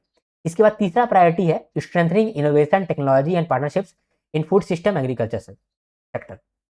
यहाँ बोला है कि एग्रीकल्चर सेक्टर में, फूड सिस्टम में हम लोग सिस्टम को लेकर आएंगे, हम लोग टेक्नोलॉजी को लेकर आएंगे, जैसे कि एआई, सैटेलाइट, डिजिटल डेटा। तो ये सब का हम लोग नेटवर्क बनाए हैं। ये पूरे ब्रिक्स कंट्रीज में एक नेटवर्क बना है, जो हर कंट्रीज जो है वो एआई का डेटा समझाएगा, एआई डेटा को शेयर करेगा, सैटेलाइट डेटा को शेयर करेगा, जो भी सीड्स को लेकर के डेटा निकल के आता है वो डेटा को शेयर करेगा, ठीक है। तो मतलब टेक्नोलॉजी का यूज़ करेगा। इंडिया की तरफ से आईआईटी दिल्ली जो है वो कोऑर्डिनेट करेगा BRICS network on digital agriculture को। फिर चौथा प्रायोरिटी है फूड सिक्योरिटी न्यूट्रिशन। इसके लिए एक ग्लोबल फोरम बनाया गया है on farmer rights in seed system. एक ग्लोबल फोरम बनाया गया है, यानी कि डिस्कशन प्लेटफॉर्म बनाया गया है, पॉलिसी प्लेटफॉर्म बनाया गया है, जहां पर बात होगा कि जो फार्मर्स का राइट है सीड सिस्टम के अंदर, उसको किस तरह से प्रिजर्व करना है। ये क्या है? इका हुए है। तो जो फार्मर्स का राइट है इन सीड सिस्टम, क्या होता है कि कोई कोई फार्मर्स जो होते हैं ना, वो लंबे समय तक उनके दादा परदादा एंसेस्टर्स सब कोई फार्मिंग ही करते थे। तो वो फार्मिंग का ना उन लोगों के पास कुछ टेक्निक्स है, कुछ सीड्स उन्होंने प्रिजर्व करके रखा है, जो बहुत, मान लो कि हीट रेजिस्टेंट सीड है, या ड्रॉट रेजिस्टेंट सीड है, रेन रेजिस्टेंट सीड है। तो वो यूनिक सीड है उसके पास। तो फॉर एग्जांपल हम उठ करके जाएं और वो सीड को लेकर के आ जाएं, वो सीड का रिसर्च करें और पेटेंट फाइल कर दें, तो क्या होगा कि वो सीड का तो उसका हक खत्म हो गया, फार्मर्स का तो हक खत्म हो गया। तो वो हक खत्म ना हो, एक तो हक खत्म ना हो, इसके लिए हम लोग एक फोरम बनाए जहां पर बातचीत होगा ब्रिक्स कंट्रीज के बीच में, ठीक है। तो ये वाला बात हुआ है, ये इंदौर डिक्लेरेशन में यही सब निकल के आया है की हाईलाइट्स। ओके, आगे बढ़ते हैं और सारथी देखते हैं। देखो, सारथी का फुल फॉर्म क्या है? Strategic advisory and reforms task force for holistic ITI transformation. ITI को और ट्रांसफॉर्म करने के लिए टास्क फोर्स बनाया गया है। ये जो सारथी है, इसको स्टैब्लिश किया गया है under CTS, craftsman training scheme. ये जो स्कीम है ना, क्राफ्ट्समैन ट्रेनिंग स्कीम, ये 1950 में लॉन्च किया गया था, और इसी के अंदर आईटीआई आया है। आईटीआई का कॉन्सेप्ट आया है। आईटीआई मतलब इंडस्ट्रियल ट्रेनिंग इंस्टीट्यूट, ठीक है। इसमें क्या होता है, हमारे देश में जो यूथ है उसको स्किल सिखाया जाता है, वोकेशनल स्किल सिखाया जाता है, जैसे कि प्लम्बिंग, उसके बाद फिर मान लो इलेक्ट्रिशियन, ये सब काम सिखाया जाता है, स्किल सिखाया जाता है, ताकि उनको एम्प्लॉयमेंट मिल सके, बेसिक एम्प्लॉयमेंट तो मिल सके। जो भी क्लास 11 12 ही से पास किए हैं और पास नहीं किए हैं, 10 12 पास करके ही सिर्फ है, तो उनको स्किल सिखा देंगे तो वो आगे काम कर पाएंगे, जैसे प्लम्बिंग, इलेक्ट्रिशियन। तो वो सबको सिखाने के लिए आईटीआई आया है, ठीक है। तो ये आईटीआई में अगर मान लो कि आईटीआई को रेगुलर ट्रांसफॉर्म करेंगे, उसका सिलेबस को, उसका करिकुलम को रेगुलरली ट्रांसफॉर्म करेंगे, तभी तो नया नया स्किल भी उसमें सिखा पाएंगे और नया नया एम्प्लॉयमेंट भी जनरेट हो पाएगा। तो इसके लिए ही टास्क फोर्स बनाया गया है कि टास्क फोर्स जो है वो एडवाइस देगा, वो रिफॉर्म्स के लिए सोचेगा, और उसी को हम लोग बोल रहे हैं सारथी, strategic advisory and reforms task force for holistic ITI transformation. ये जो सारथी है, इसी का पहला मीटिंग अभी हुआ है न्यू दिल्ली के अंदर, ठीक है, सिंपल। इसके बाद national award for e governance. इस अवार्ड के अंदर हम लोगों ने 17 प्रोजेक्ट को अवार्ड दिया है। उन 17 प्रोजेक्ट के अंदर 4 पंचायती राज रिलेटेड इनिशिएटिव्स है। उस 4 इंपॉर्टेंट है, इसलिए वो 4 को देख रहे हैं हम लोग, ठीक है। तो ये जो अवार्ड यहाँ पर डिसाइड किया गया है, ये अवार्ड दिया जाएगा इन 29th national conference on e governance, Jaipur में शायद होने वाला है, तो वहां पर ये कॉन्फ्रेंस होगा। उसका थीम रखा गया है विकसित Bharat 2047, AI enabled, data driven and secure digital governance. तो इसके अंदर 4 पंचायती इनिशिएटिव्स है, उसको मिल रहा है पंचायती एडवांसमेंट इंडेक्स। इसको गोल्ड मिल रहा है किस कैटेगरी के अंदर? Digital transformation using data analytics, इस कैटेगरी के अंदर। इसके बाद कदेपुर ग्राम पंचायत और विजयनगर ग्राम पंचायत, इसको गोल्ड और सिल्वर मिल रहा है इस कैटेगरी के अंदर, grass root level initiative for gram panchayat. इसके बाद ई आरोग्य धमनी महाराष्ट्र, इसको भी गोल्ड मिल रहा है under district level initiative in e governance. Okay, इसके बाद सेकेंड एडवांस एस्टिमेट आया है हॉर्टिकल्चर क्रॉप्स का। इसमें बात कहा गया है कि हॉर्टिकल्चर के लिए टोटल एरिया कितना है? 301.51 लाख हेक्टेयर, ठीक है। और कितना प्रोडक्शन है? 3777 लाख टन, ठीक है। फूड का प्रोडक्शन लिखा हुआ है और प्लांटेशन क्रॉप्स का प्रोडक्शन लिखा हुआ है, आप देख सकते हो। आगे बढ़ते हैं और लास्ट न्यूज है ये, मई महीना में इन्फ्लेशन कितना रहा, कंज्यूमर प्राइस इंडेक्स कितना रहा। तो year on year inflation rate 3.93% रहा है, रूरल में 4.25 और अर्बन में 3.53, तो उसका एवरेज है 3.93%, ठीक है। फूड इन्फ्लेशन 4.78% रहा है और अर्बन और हाउसिंग इन्फ्लेशन ये 2.12% रहा है। टॉप 5 स्टेट जहां पर मई महीने में ज़्यादा इन्फ्लेशन रहा, तेलंगाना, तमिलनाडु, आंध्र प्रदेश, कर्नाटका और उड़ीसा। ओके, अगर आपको मेरा वीडियो पसंद आया है तो जरूर लाइक करो दोस्तों, आप लाइक में पीछे मत हटो। आपका एक लाइक जो है वो मेरा वीडियो का क्रेडिबिलिटी हाई करता है और मुझे बेनिफिट पहुंचाता है। और आप कमेंट जरूर करो, आपका एक एक कमेंट जो है मेरा दिल गार्डन गार्डन कर देता है और मुझे बहुत अच्छा लगता है। आप शेयर कर सकते हो, आपको पता है शेयरिंग इज केयरिंग। और सब्सक्राइब करके रखो, आपको बहुत बेनिफिट मिलेगा आज भी, कल भी और आगे आने वाले कल में भी, ठीक है। तो आप जरूर लाइक, कमेंट, शेयर और सब्सक्राइब कर दो। अब हम लोग मिलते हैं नेक्स्ट वीडियो में, तब तक के लिए हर हर महादेव, शंभू शंकर, जय हिंद, जय भारत।